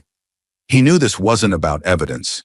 This was about image, about who society chose to believe. And in this room, truth didn't matter. What mattered was that a successful black architect had dared to defend himself against a white corporation accusing him of embezzlement, an accusation built on twisted numbers and racial assumptions. He was guilty the moment he stepped into the room. The trial was just the performance. Raines interrupted again. "Mr. Pierce, please refrain from whispering to your attorney while the prosecution is speaking. It's distracting." Malcolm hadn't said a word. His eyes had met Nina's briefly. That was all. But in Raines's court, silence could be twisted into defiance. Presence alone was a threat. He nodded. "Understood, Your Honor." Her eyes narrowed. She didn't like that. He was too calm, too contained, too in control. The bailiff leaned toward her and whispered something. She nodded, then banged the gavel once. "Let's take a brief recess. I suggest the defense use this time to reconsider their approach." As people began to shuffle out, Malcolm remained seated, his fists clenched beneath the table, unseen, not out of fear, but fury, righteous, burning fury. He had done everything right, earned his degrees, built his firm from nothing, served his community. And still, here he was being stripped of his dignity in a courtroom supposedly built on justice. Nina whispered, "They're trying to provoke you. Don't give them anything." Malcolm's voice was low but steady. "They already took everything they could. Now I'm just watching them dig their own hole." The courtroom doors creaked open again, this time not for drama, but for paperwork. A young intern from the prosecution side scurried forward with a thick file and handed it to the lead prosecutor, David Kensington. Tall, confident, and smug in the way only a man backed by power could be, Kensington stood up slowly, turning toward the jury like a seasoned actor taking center stage. "Ladies and gentlemen," he said with a smile that didn't quite reach his eyes, "today we present irrefutable proof that Mr. Malcolm Pierce intentionally misallocated $2.4 million from the Sycamore Heights development project into personal accounts disguised under shell corporations." Gas fluttered through the courtroom like flapping wings. The jury sat up straighter. Reporters in the gallery shifted forward, pens poised. All eyes turned to Malcolm, whose face remained still stone, carved under pressure. The screen behind the prosecutor lit up with a spreadsheet full of transaction codes, company names, dollar signs. A maze of numbers and names that to the average juror looked damning overwhelming even. "Now, of course," Kensington continued smoothly, "Mr. Pierce will claim these were clerical errors, that it was all a misunderstanding. But when money disappears, someone has to answer for it. And conveniently, every arrow seems to point back to one man." He gestured toward Malcolm like a magician unveiling the guilty card. It was theater carefully rehearsed, fully coordinated, and utterly deceptive. Malcolm leaned forward slightly, his voice low but resonant. "Your Honor, with the court's permission, we'd like to submit Exhibit 12B internal communications and whistleblower emails clearly implicating Mr. Adrian Steele, my former partner, as the one who rerouted those funds behind my back." Judge Raines didn't even glance up from her notes. "Denied." Silence. Nina, his attorney, looked stunned. "Your Honor, respectfully, Exhibit 12B contains time-stamped data and corroborating statements from multiple staff members." "I said denied," Raines snapped, finally looking up, her eyes cold and distant. "This isn't a forum for conspiracy theories." "Your Honor," Malcolm spoke directly now, voice controlled but urgent, "the document shows Adrian accessed the accounts from a remote server in Aspen on dates I was out of the country. It's all logged. This evidence—" "Mr. Pierce," she interrupted, waving a hand dismissively as if brushing away an annoying fly. "This is a court of law, not a TED Talk. I don't need your lectures. I need facts. And so far, the prosecution is the only side providing them." That wasn't just a dismissal. It was a slap across the face. The prosecutor smiled again, folding his arms behind his back, like the victory was already his. The judge had just handed him the match point before Malcolm could even serve. Malcolm's lips tightened. His pulse pounded beneath the collar of his shirt, but he didn't let it show. He couldn't. That was the game. Anger made you guilty. Composure made you invisible. And right now, invisibility wasn't an option. He turned slowly to the jury. "The emails aren't theories. They're traceable, documented, verified." "That's enough, Mr. Pierce," Judge Raines barked. "You're not an attorney. You're the defendant. Speak again out of turn, and I'll have you held in contempt." It hit like a hammer. The message was clear. Sit down. Shut up. Be grateful you're even allowed to breathe in here. Nina stood again, defiant. "Your Honor, we must object. The refusal to admit exculpatory evidence violates due process and constitutes judicial bias." "Careful, Ms. Cho," Raines said icily, her eyes narrowing. "You're beginning to sound like your client, and if that continues, I won't hesitate to remove both of you." A cold hush fell over the courtroom. Malcolm sat back, jaw locked. He glanced at the jury. Some looked away. Others stared blankly, as if waiting to be told what to think. One man on the left, middle-aged, pale-faced and stiff, nodded ever so slightly at the prosecutor's last statement. Confirmation bias was setting in, and it was spreading like wildfire. Malcolm felt it. The walls tightening, the air thickening, the narrative twisting itself into a noose around his neck. Truth didn't matter anymore. What mattered was who got to speak and who got silenced. The next witness stumbled to the stand like a man dragging the weight of his own uncertainty. Gregory Fallon, middle-aged, jittery, and visibly uncomfortable in his oversized blazer, barely made eye contact with the courtroom as he was sworn in. Malcolm recognized him immediately. Fallon had once been a subcontractor on a separate project years ago, fired for repeated delays and poor workmanship. Now somehow he was the prosecution's key witness. Kensington approached him like a lion circling a wounded gazelle, voice syrup smooth. "Mr. Fallon, can you confirm that you overheard Mr. Pierce discussing creative accounting practices during a lunch meeting at Sycamore Heights?" Fallon scratched his neck, glanced around and mumbled, I think so." "You think so?" Kensington echoed. Fallon nodded nervously. "I mean, yeah, I was nearby. I heard him say something about moving funds to keep things fluid." From the defense table, Malcolm's lips parted in disbelief. That phrase, "keep things fluid," was something Steele had said repeatedly. Never Malcolm, never once. But the courtroom didn't flinch. No one questioned the context. No one asked why Fallon, a fired contractor, had suddenly remembered a vague sentence from 2 years ago. Nina stood. "Objection, Your Honor.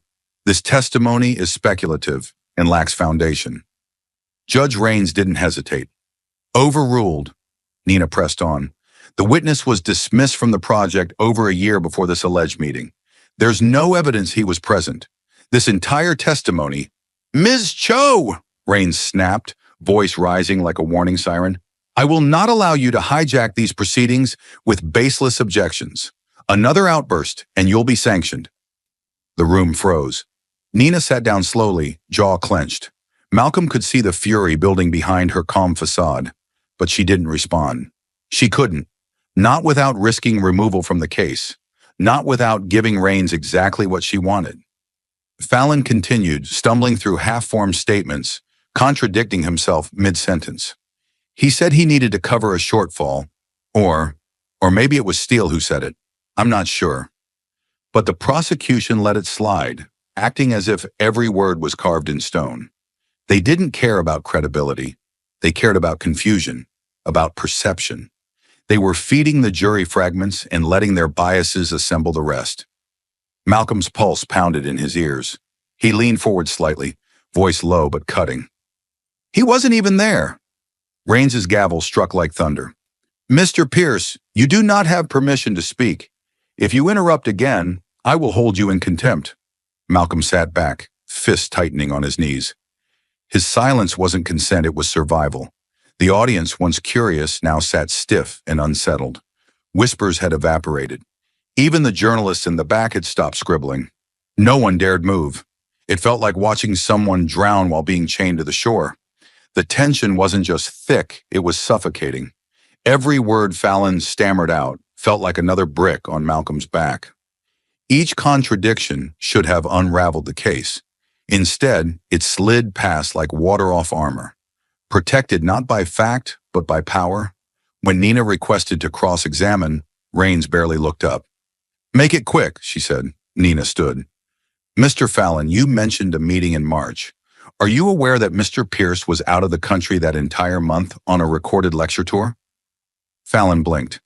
I didn't know that." "And are you aware that Mr. Steele had full authority over the project's finances during that time?" Another pause. "I guess so." "You guess. Or you know." Fallon fidgeted. "I'm not sure." "Nothing further," Nina said tightly and returned to her seat. But the damage had been done. Judge Raines didn't allow rebuttal, didn't address the inconsistency.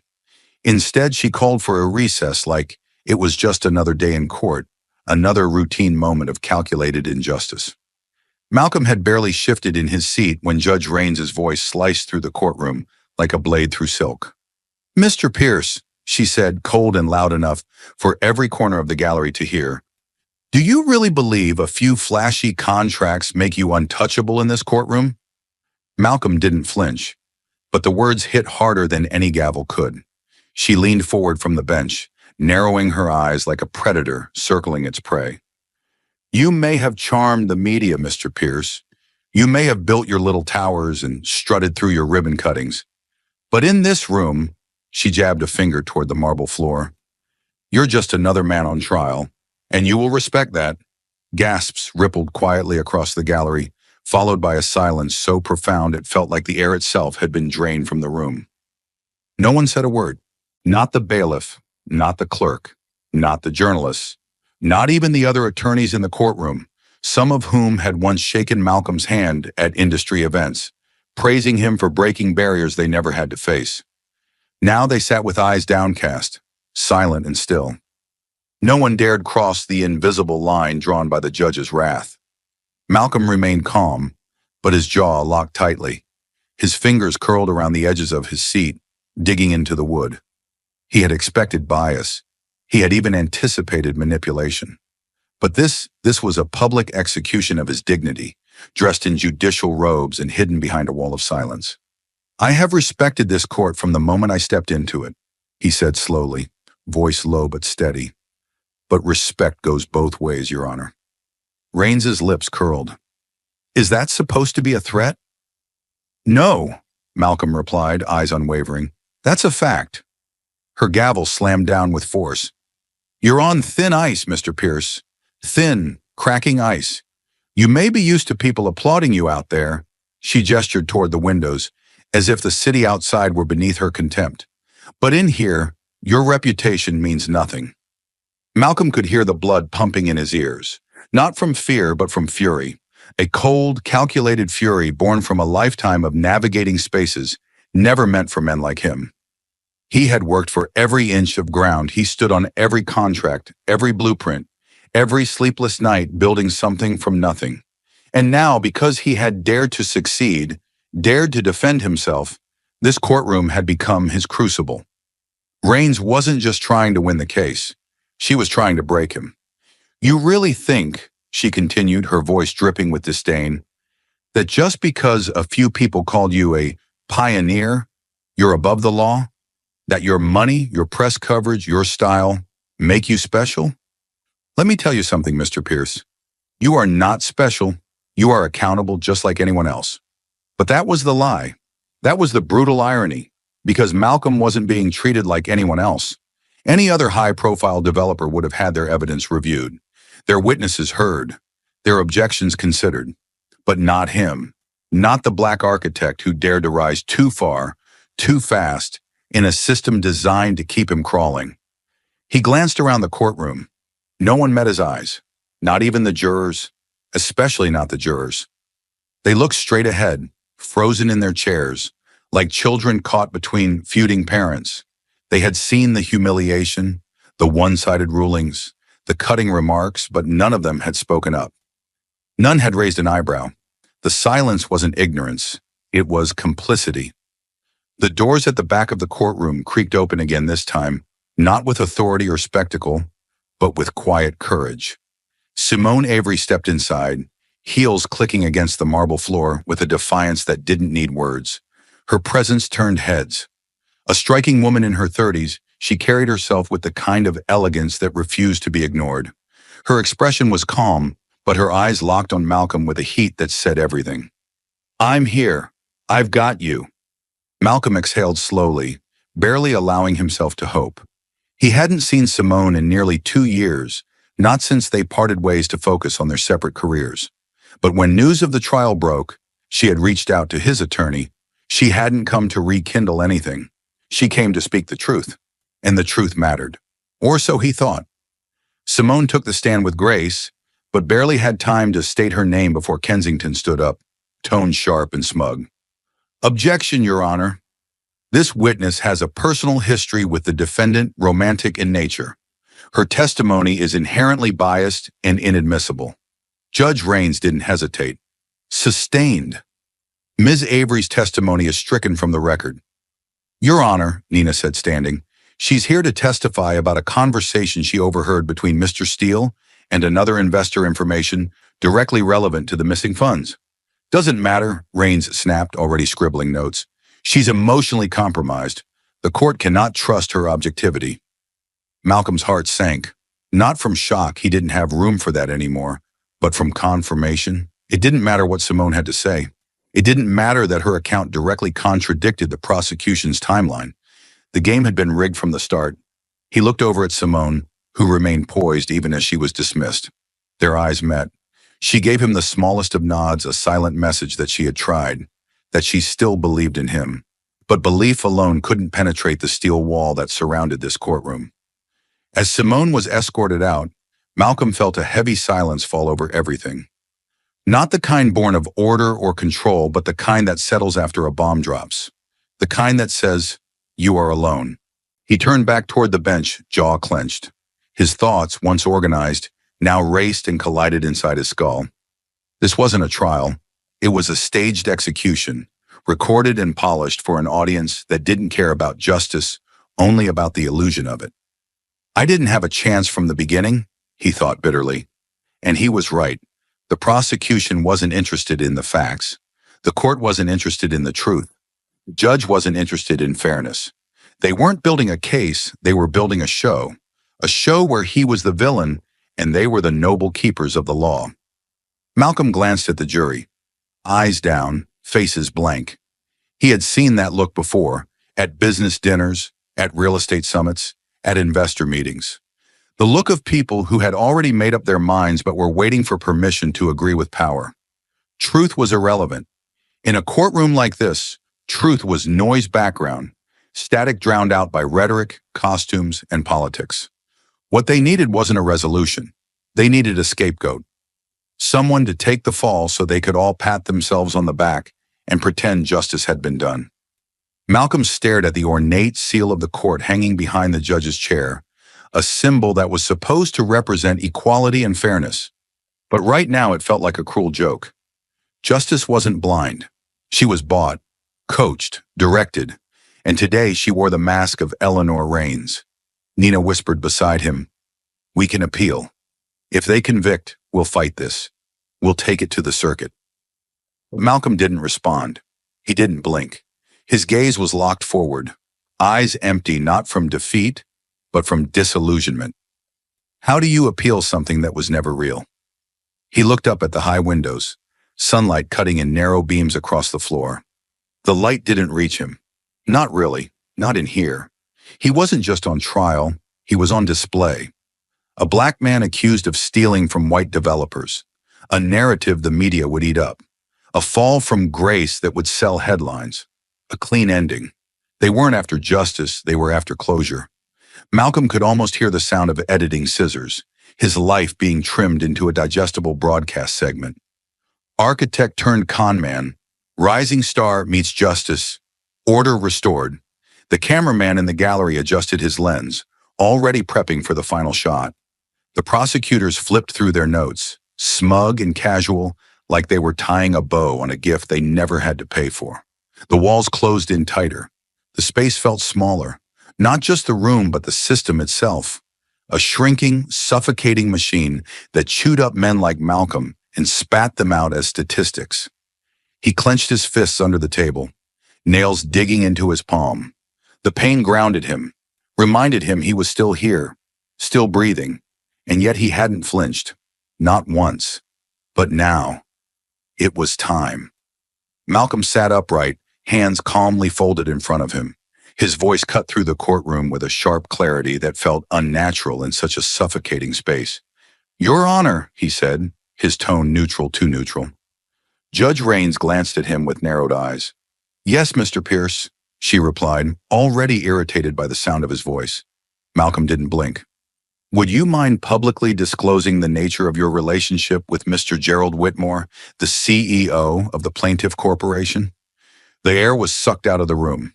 Instantly, every person in that courtroom, every juror, every reporter, every member of the gallery froze in place like statues trapped mid-motion. Even Kensington, the smug prosecutor, turned toward Malcolm with a sudden flicker of fear in his eyes. The silence that followed was so thick it felt like the floor might crack under the pressure. Judge Reigns' expression hardened. Her fingers twitched, reaching instinctively for the gavel as though it were a weapon. She slammed it down with explosive force. "Out of order!" she roared, her voice echoing through the chamber. "Mr. Pierce, you will not disrespect this courtroom with baseless personal attacks." The gavel struck again. And again. You are dangerously close to being held in contempt, she thundered. But Malcolm didn't raise his voice. He didn't recoil. He didn't look away. He just leaned forward slightly and said, in a tone like steel sliding from a sheath, "You can remove me from the courtroom, Your Honor." He paused. "Well, but you can't remove the truth." A gasp rippled through the gallery like a wave striking a break wall. Judge Raines stood now, rising from the bench like a storm building to landfall. Her face flushed, lips curled in fury. "That is enough." Bailiff prepared to remove Mr. Pierce. But she was too late. The damage had already been done. Malcolm had spoken the words no one else dared say aloud. He had pulled the thread, and now the courtroom couldn't look away from the unraveling. The jurors exchanged nervous glances. The reporters in the back scrambled for their phones and notepads. Every camera in the room turned its lens toward the judge. Even the prosecutor looked pale. Raines hadn't denied it. She had only silenced it, and that silence was louder than any confession. "You think you're clever, Mr. Pierce," she hissed, trying to regain control. "Dragging my name into your desperation won't win you this case." Malcolm remained seated, unshaken. "My desperation?" he repeated softly. "No, Your Honor. This isn't desperation. This is exposure." The words landed with the weight of a sledgehammer. He was no longer just defending himself. He was indicting the system from within. "I've watched you bend every rule in this courtroom," he continued, voice sharp but composed. "You've overruled every valid objection, dismissed every critical witness, and humiliated me at every turn. And now, when I ask you to disclose a personal relationship with the very man whose company is suing me, you call it an attack?" The silence that followed was dangerous, charged, explosive. Raines looked like a cornered predator, desperate to bite, but nowhere left to run. "Mr. Pierce," she began, but her voice faltered, only slightly, but enough. Malcolm stood slowly, deliberately, not out of defiance, but out of finality. "You were never going to give me a fair trial," he said. "Not from day one, and I knew that. But I sat here anyway. I played your game. I followed the rules. I respected this court even when it disrespected me." He took one step forward. "But make no mistake, this isn't just about me. This is about every person who's ever stood in this room and been crushed by power dressed in robes." The audience was frozen. No one moved. No one breathed. The judge didn't speak. She couldn't, because deep down, she knew Malcolm was right. Malcolm's voice softened now, not in volume, but in intensity, like a fuse burning toward an inevitable blast. "You've made a career out of silencing people like me," he said. "People without the resources, without the connections, without the skin color that gets second chances. But here's what you don't understand, Your Honor." He looked her dead in the eyes. "People are watching now." Just as Judge Raines opened her mouth to reassert control, ready to slam the gavel again, ready to bury the last shred of truth Malcolm had unleashed, the heavy double doors at the back of the courtroom burst open with a loud, echoing bang. Everyone turned. Two men in dark suits stepped through the entrance, moving with the kind of calm precision that sent ripples through the air. Federal agents. Their badges were already out, gleaming under the cold courtroom lights. Every step they took down the aisle was deliberate, unstoppable, as if the weight of justice itself followed in their wake. Gasps broke out across the gallery. Jurors leaned forward. Reporters dropped their pens. Even Kensington, the smug prosecutor, froze mid-sentence. Malcolm didn't move. He knew this wasn't about him. This was for him. The taller of the two agents spoke first, voice clipped, professional yet thunderous in its implication. "Judge Eleanor Raines," he said, his tone devoid of hesitation, "we have a federal warrant for your immediate arrest." The room didn't breathe. The sound alone seemed to paralyze every person present. Time slowed. The gavel slipped from Raines's hand and clattered uselessly against the bench. "This is a courtroom," she barked, eyes wild, desperate to reclaim her throne. "You can't just walk in here." "We can," the second agent interrupted, "and we are. Step down from the bench, Your Honor." Malcolm's heart pounded not with fear, but with vindication. After everything, after being silenced, discredited, Humiliated in front of an entire system that had turned its back on him, this was the moment they couldn't deny. Rains stood frozen. Her lips trembled, searching for words that might save her. But none came. Not this time. "This is outrageous," she finally screamed, but her voice cracked. Weak now, lacking the fire that once scorched from the bench. "The fight for justice is just beginning. More shocking twists are ahead. Don't miss a moment. Like, subscribe, and turn on notifications to stay with us. Thank you for standing for truth and justice. Where are you watching from? Let us know." The lead agent didn't flinch as he stepped into the center of the courtroom, raising the official document like a blade of reckoning. "Judge Eleanor Rains," he announced, his voice sharp, unshaken, and unrelenting. "You are under federal investigation for accepting bribes, obstructing justice, and repeated violations of civil rights." A seismic wave of silence rippled across the room, the kind that carries weight, the kind that announces something irreversible has just occurred. For a moment, time stood still. Then chaos. Judge Rains shot up from her seat, knocking her gavel from the bench. It clattered to the floor, forgotten. Her face, once the portrait of composed superiority, now twisted in a storm of panic and fury. "What?" she shrieked. "This is outrageous. This is him. It's him. He set me up." She jabbed a trembling finger at Malcolm, eyes wild and bloodshot. "He's the saboteur. That man is a manipulator, a criminal. This is a trap. Do you hear me? A trap." The words echoed, but no one moved to support her. Not the court officers, not the prosecutor, not even her own staff. They all stood frozen as if witnessing the impossible unravel before them. Click. A camera flash lit the scene like lightning. Then another, and another. The gallery had exploded into a storm of movement reporters scrambling for angles, jurors staring in disbelief, spectators murmuring in awe. Phones were raised. Pens raced across notepads. It was no longer a courtroom. It was history happening in real time. Through it all, Malcolm didn't move. He stood steady, still, silent. No smile, no celebration.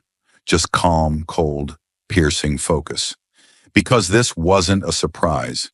He had seen this moment long before it arrived, imagined it in sleepless nights, rehearsed it in quiet solitude, prepared for it through years of patience and pain.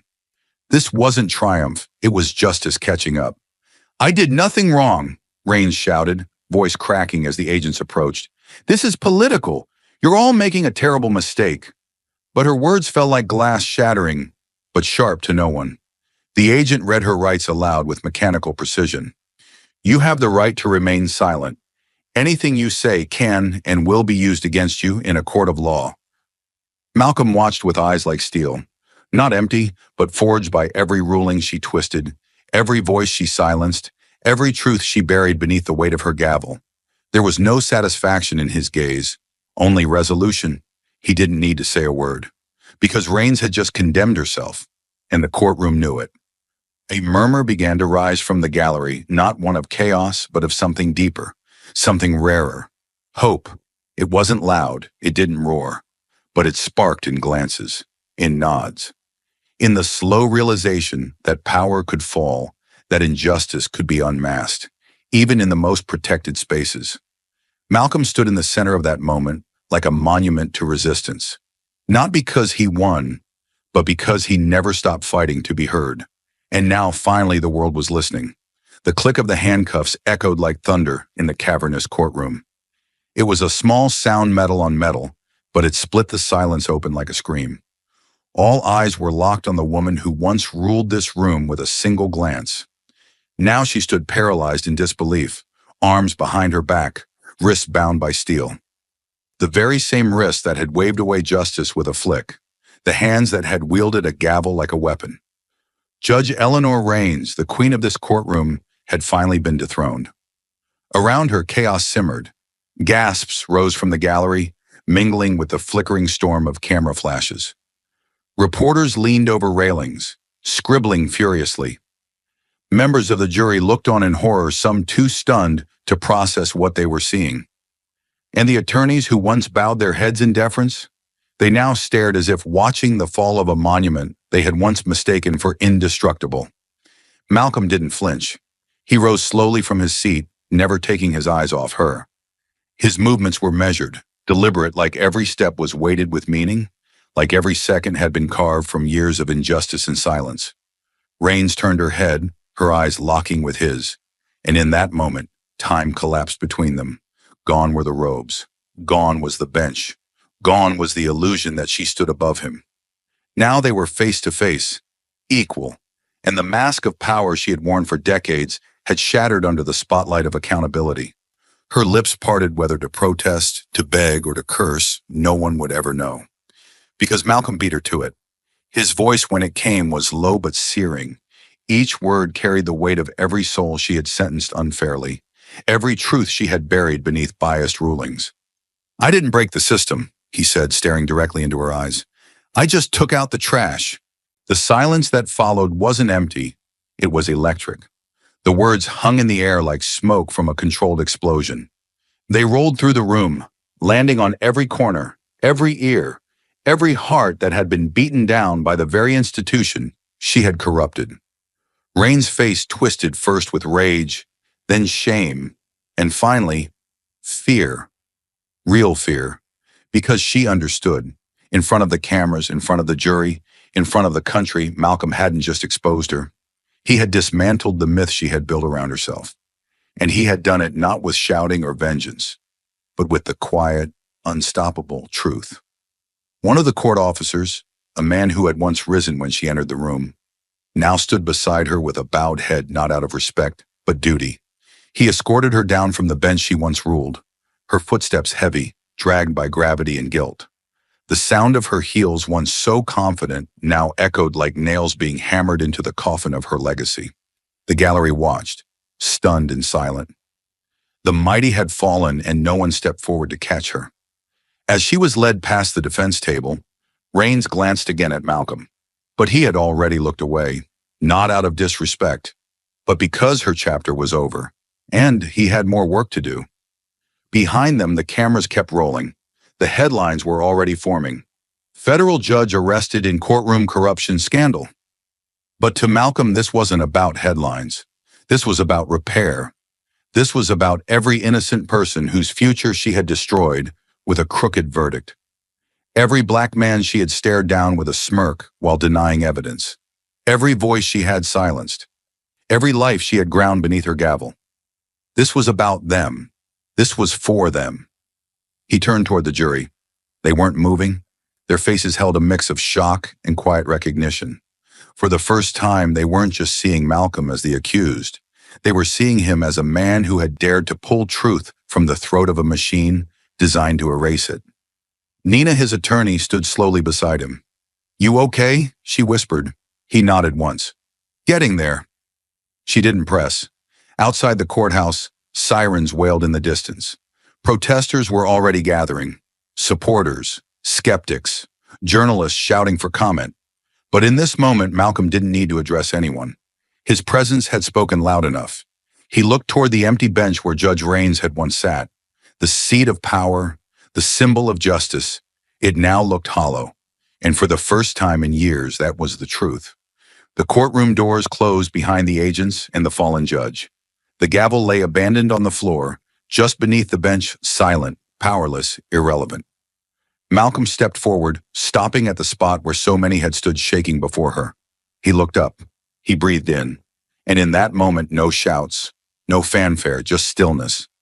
A man who had endured the fire stood in the ashes of corruption, not to celebrate, but to rebuild. Because cleaning up the system isn't glory, it's war. And he had just won the first battle. The courtroom doors swung open again, but this time, no chaos followed. No shouting, no flashing cameras, no agents in dark suits. Just a quiet shift in presence. A new judge stepped up to the bench. He was a tall, dignified man in his early 60s, his dark skin lined with the wisdom of decades spent navigating a system that too often worked against men like him. His name, Judge Harold Benton, carried weight in the legal community. He was known not for theatrics, but for unwavering fairness, for integrity that couldn't be bought, for eyes that saw through people, not over them. And in this room, That meant everything.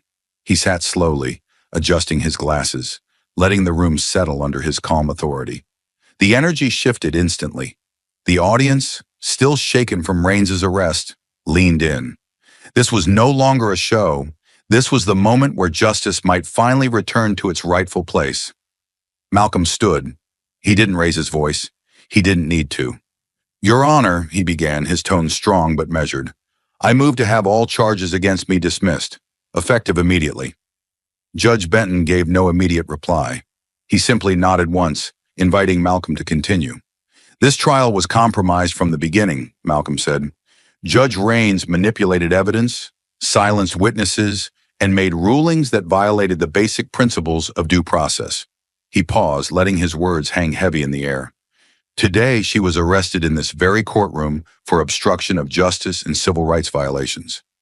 That fact alone confirms what we've known all along. This wasn't a trial.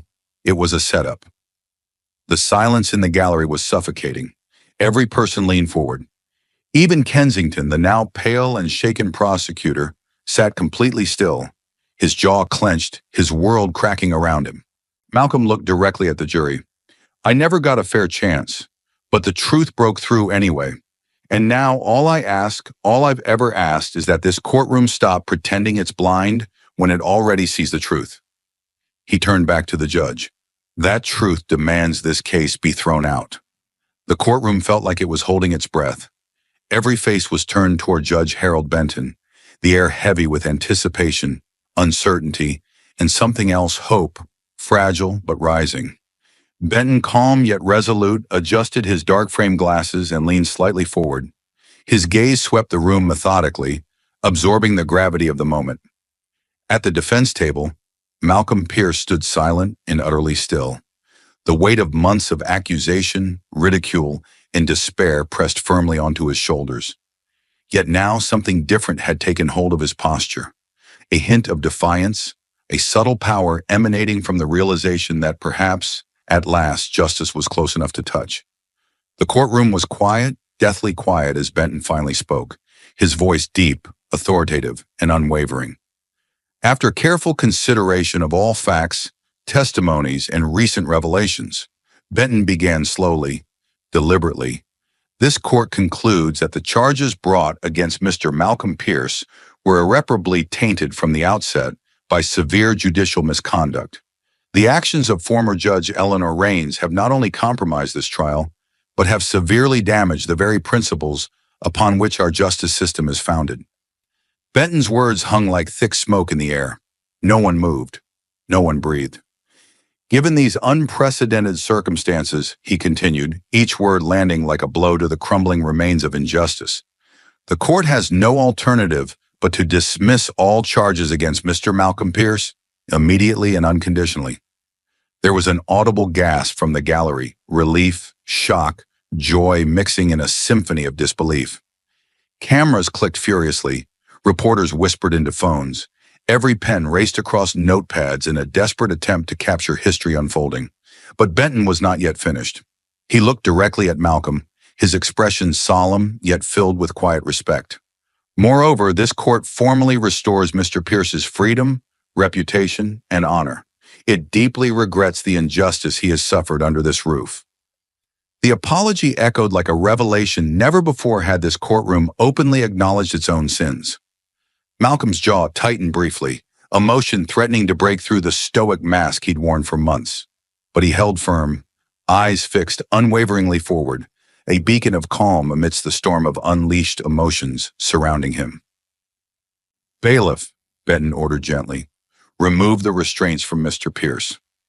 The bailiff approached cautiously, keys jangling nervously in his hand, as if uncertain he had permission to free the very man who had been unjustly shackled in front of them. The silence intensified as the bailiff's trembling fingers reached for Malcolm's handcuffs. Malcolm closed his eyes briefly. He felt the steel bite one last time into his wrists, a bitter reminder of everything stolen from him, his dignity, his reputation, his very humanity, all chained by lies and prejudice. Then, with a decisive twist, the cuffs clicked open. The sound, metallic and sharp, resonated louder than a gunshot.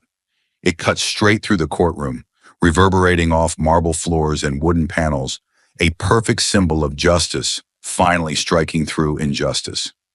Malcolm opened his eyes slowly. His wrists were free. He lifted his hands, studying them briefly marked, bruised, but now unbound. The cuffs lay discarded on the table, cold metal relics of oppression no longer able to define his worth. Yet Malcolm didn't smile, didn't cheer. He simply raised his head, his expression fiercely resolute, a powerful reminder to everyone watching that freedom should never have needed defending in the first place. Benton's voice again filled the silence. "Mr. Pierce, you are officially and unequivocally free. The court extends to you its deepest respect and sincerest apologies." Malcolm nodded slightly, acknowledging the gravity of that statement. Then he turned toward the jury, who sat frozen eyes wide, expressions strained between relief and shame. He spoke, voice clear and unwavering. "For months," he began softly but powerfully, "you've seen me treated as a criminal. You've seen evidence suppressed, witnesses silenced, truth mocked. You've seen power misused, the law twisted. You've seen justice herself bound and gagged." His gaze was intense, piercing each juror individually, forcing them to confront the reality they had willingly or unwillingly allowed. "But you've also just witnessed what happens when truth refuses to die. Today, you didn't set me free, truth did." He turned back toward the judge, his voice steady, yet now edged with raw emotion. "I appreciate the court's courage today, but the damage done here doesn't vanish with a single ruling. Others remain imprisoned by the same corruption, unseen, unheard, unnoticed. This victory isn't just mine. It belongs to everyone still fighting, still suffering in silence." The courtroom listened, captivated, awed by the sheer force of Malcolm's conviction. He took a measured step forward, turning slowly to the stunned gallery. "Don't celebrate yet. This isn't the end. It's only the beginning of a reckoning long overdue." Reporters scribbled frantically. The air buzzed with whispers, awe, and a rising tide of resolve. Malcolm moved calmly from the defense table, standing now in the aisle where his dignity had been dragged publicly through the mud, reclaimed inch by inch with each step forward. At the prosecution table, Kensington sat defeated, his earlier arrogance replaced by a vacant stare, his confidence shattered like glass upon stone. Malcolm glanced at him briefly, not with anger, but with something far more powerful, pity. Pity for a man who had believed that justice could be controlled, bought, corrupted without consequence. Malcolm continued toward the exit, each step heavy with symbolism, with triumph, with defiance.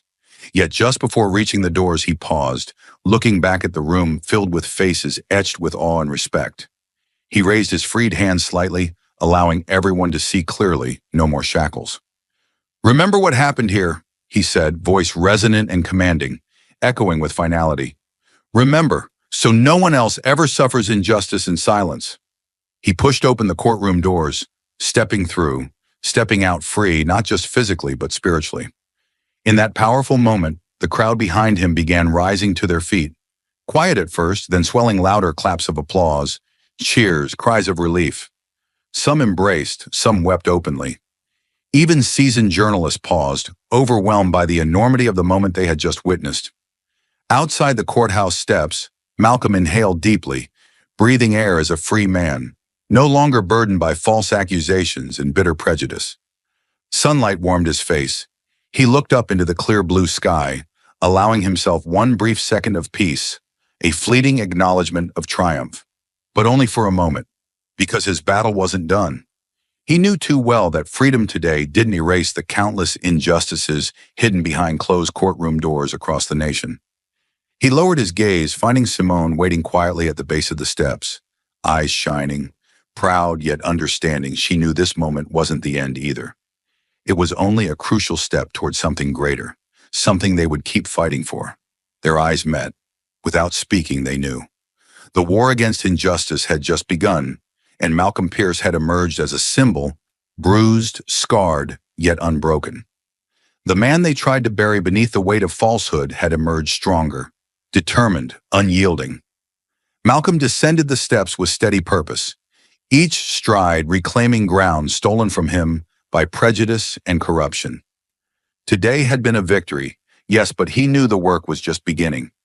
He would dedicate his newfound freedom to dismantling the corruption that had bound him, piece by piece, lie by lie, injustice by injustice.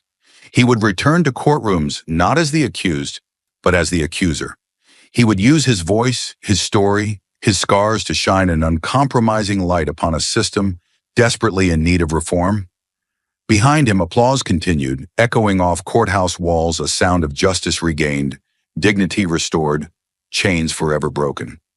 Yet Malcolm walked on, driven not by personal victory, but by a deeper promise to those still silenced, to those still in chains. Today he was free. Tomorrow he would fight, and he would never stop fighting, because freedom, true freedom, required relentless courage, unending vigilance, and the understanding that justice must never be silent again. Thank you for watching until this moment, and for standing with us on this journey for justice. Your support means everything. Like, subscribe, and turn on notifications so you never miss what's next. And we'd love to hear your thoughts. Leave a comment below and let us know what moved you most in this story. Together, our voices make a difference. Malcolm Pierce stepped out of the courthouse into a storm of flashing cameras and shouted questions. Reporters pressed forward with microphones, their voices colliding like thunderclaps. The sky above was overcast, but the glare of media lights felt hotter than midday sun. He moved through the crowd with purpose, each step echoing on marble steps like a drum beat. He had emerged from a trial rigged against him, battered by injustice, and yet unbroken. His name was plastered across every screen, his image spread across every news feed in real time. Onlookers craned their necks to glimpse the man who had dared to face a system built to silence him. The media swarm was relentless. Cameras spun around him, capturing every angle of his stoic face. The air smelled of camera lens spray, stale coffee, and the electric tension of a moment that had been years in the making. No one spoke above the roar of cameras and pounding heartbeats. He had become the story. Within hours, the world learned his name. Headlines blazed across televisions and internet homepages. News anchors repeated his story as if reading from a script destined for history. Social media erupted. Hashtags celebrating justice trended on platforms globally. Ordinary people who had never heard his name before now felt a personal stake in his vindication. Malcolm watched the coverage with a mixture of relief and sober realization. This was bigger than him. This was a reckoning. Invitations poured in before sunset. Journalists called nonstop. Editorial pages demanded interviews. Podcasts requested conversations. He refused none. He knew the power of this moment. He understood that he was now a symbol, a beacon for anyone who had ever been crushed by prejudice and power. His voice would amplify countless silenced truths. That evening, he appeared on national television. Studio lights blinded him as he took a seat opposite a polished anchor whose smile betrayed curiosity and awe. The questions came rapid fire. How did you endure the abuse? What do you want to tell others who face injustice? Malcolm answered each calmly but forcefully. His voice was steady steel.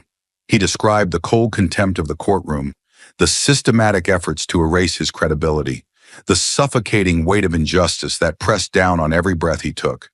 He refused to soften his words. He refused to offer platitudes. His testimony was raw, honest, visceral. Viewers watched transfixed.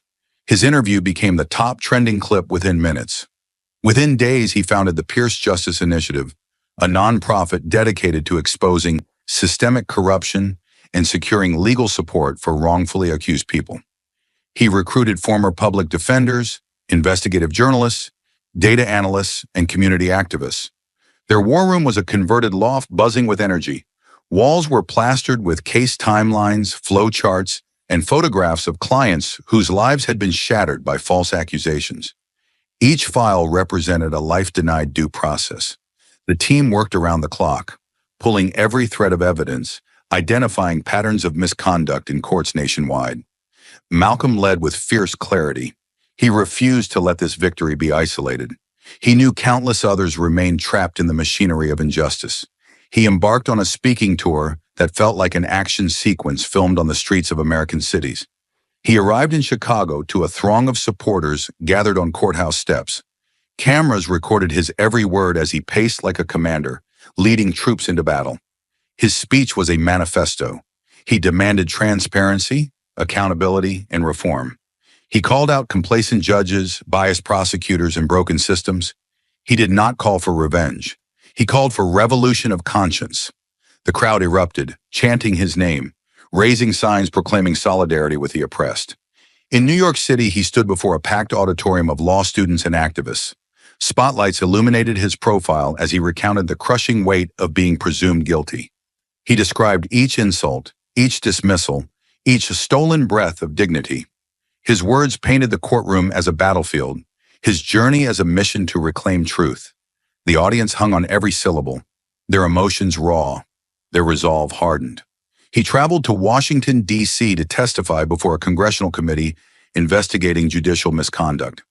Under harsh lights and piercing questions, he laid bare the rotten core of a system protected by indifference. Lawmakers listened, some nodding grimly, others shifting uncomfortably in their seats. His testimony was a blow to complacency. Across the country, the narrative shifted. News outlets called him a hero. Editorials praised his courage. Social media influencers turned his image into a symbol printed on T-shirts and banners. He received honorary invitations to speak at universities and conventions. But Malcolm remained grounded. The fellows dispersed to work on cold cases, re-examine evidence, and prepare motions that challenged decades of misconduct. In Washington, D.C., he met with lawmakers again, this time armed with data and first-person accounts. He sat at a long, polished table in a congressional hearing room, flanked by former inmates whose eyes bore the weight of lost years. He delivered a testimony so searing that several representatives wiped tears from their eyes. Bills to reform prosecutorial misconduct and expand compensation for the wrongfully imprisoned were drafted that day. The press hailed it as a legislative turning point. Malcolm traveled next to Geneva, where he addressed a United Nations panel on human rights abuses in domestic legal systems.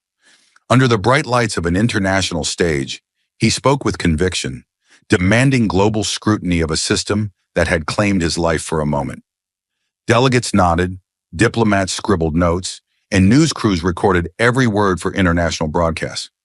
Despite the whirlwind of activity, Malcolm never lost sight of individual stories. He spent weekends visiting clients released through his initiative, helping them navigate re-entry into society. He organized job training workshops, mental health counseling sessions, and community celebrations marking freedom regained. Each reunion was a reminder of what was at stake, a life given back, piece by piece. His calendar overflowed with speaking engagements, court filings, and strategic planning sessions. Yet each morning before sunrise, he rose alone for a quiet ritual. He would stare at his reflection in the bathroom mirror, looking into the eyes of a man who had endured the unimaginable and emerged with purpose instead of bitterness. He would recite a simple vow: for every injustice faced, we will bring justice forward. By the time a year had passed since his release, Malcolm Pierce had transcended the title of exonerated defendant. He was a movement. He was a reckoning. He was a living symbol that change was not only possible, it was inevitable when truth and courage collided. And his journey was far from over. He was just getting started. Malcolm knew that every victory carried the weight of lives. He would continue to speak truth to power, to shine light into hidden corners of injustice. His story had sparked a conversation and mobilized communities to demand accountability. But he remained restless, driven by the knowledge that the fight for justice never ends. With each speech, each court motion, each conversation, he forged a path toward a world where freedom was a right, not a privilege. His mission was clear: relentless pursuit of justice for all. Malcolm Pierce walked out of that courtroom not just a free man, but a symbol carved from fire, forged in injustice, and risen with purpose. He had stared down a system that tried to silence him, and in return, made the world listen.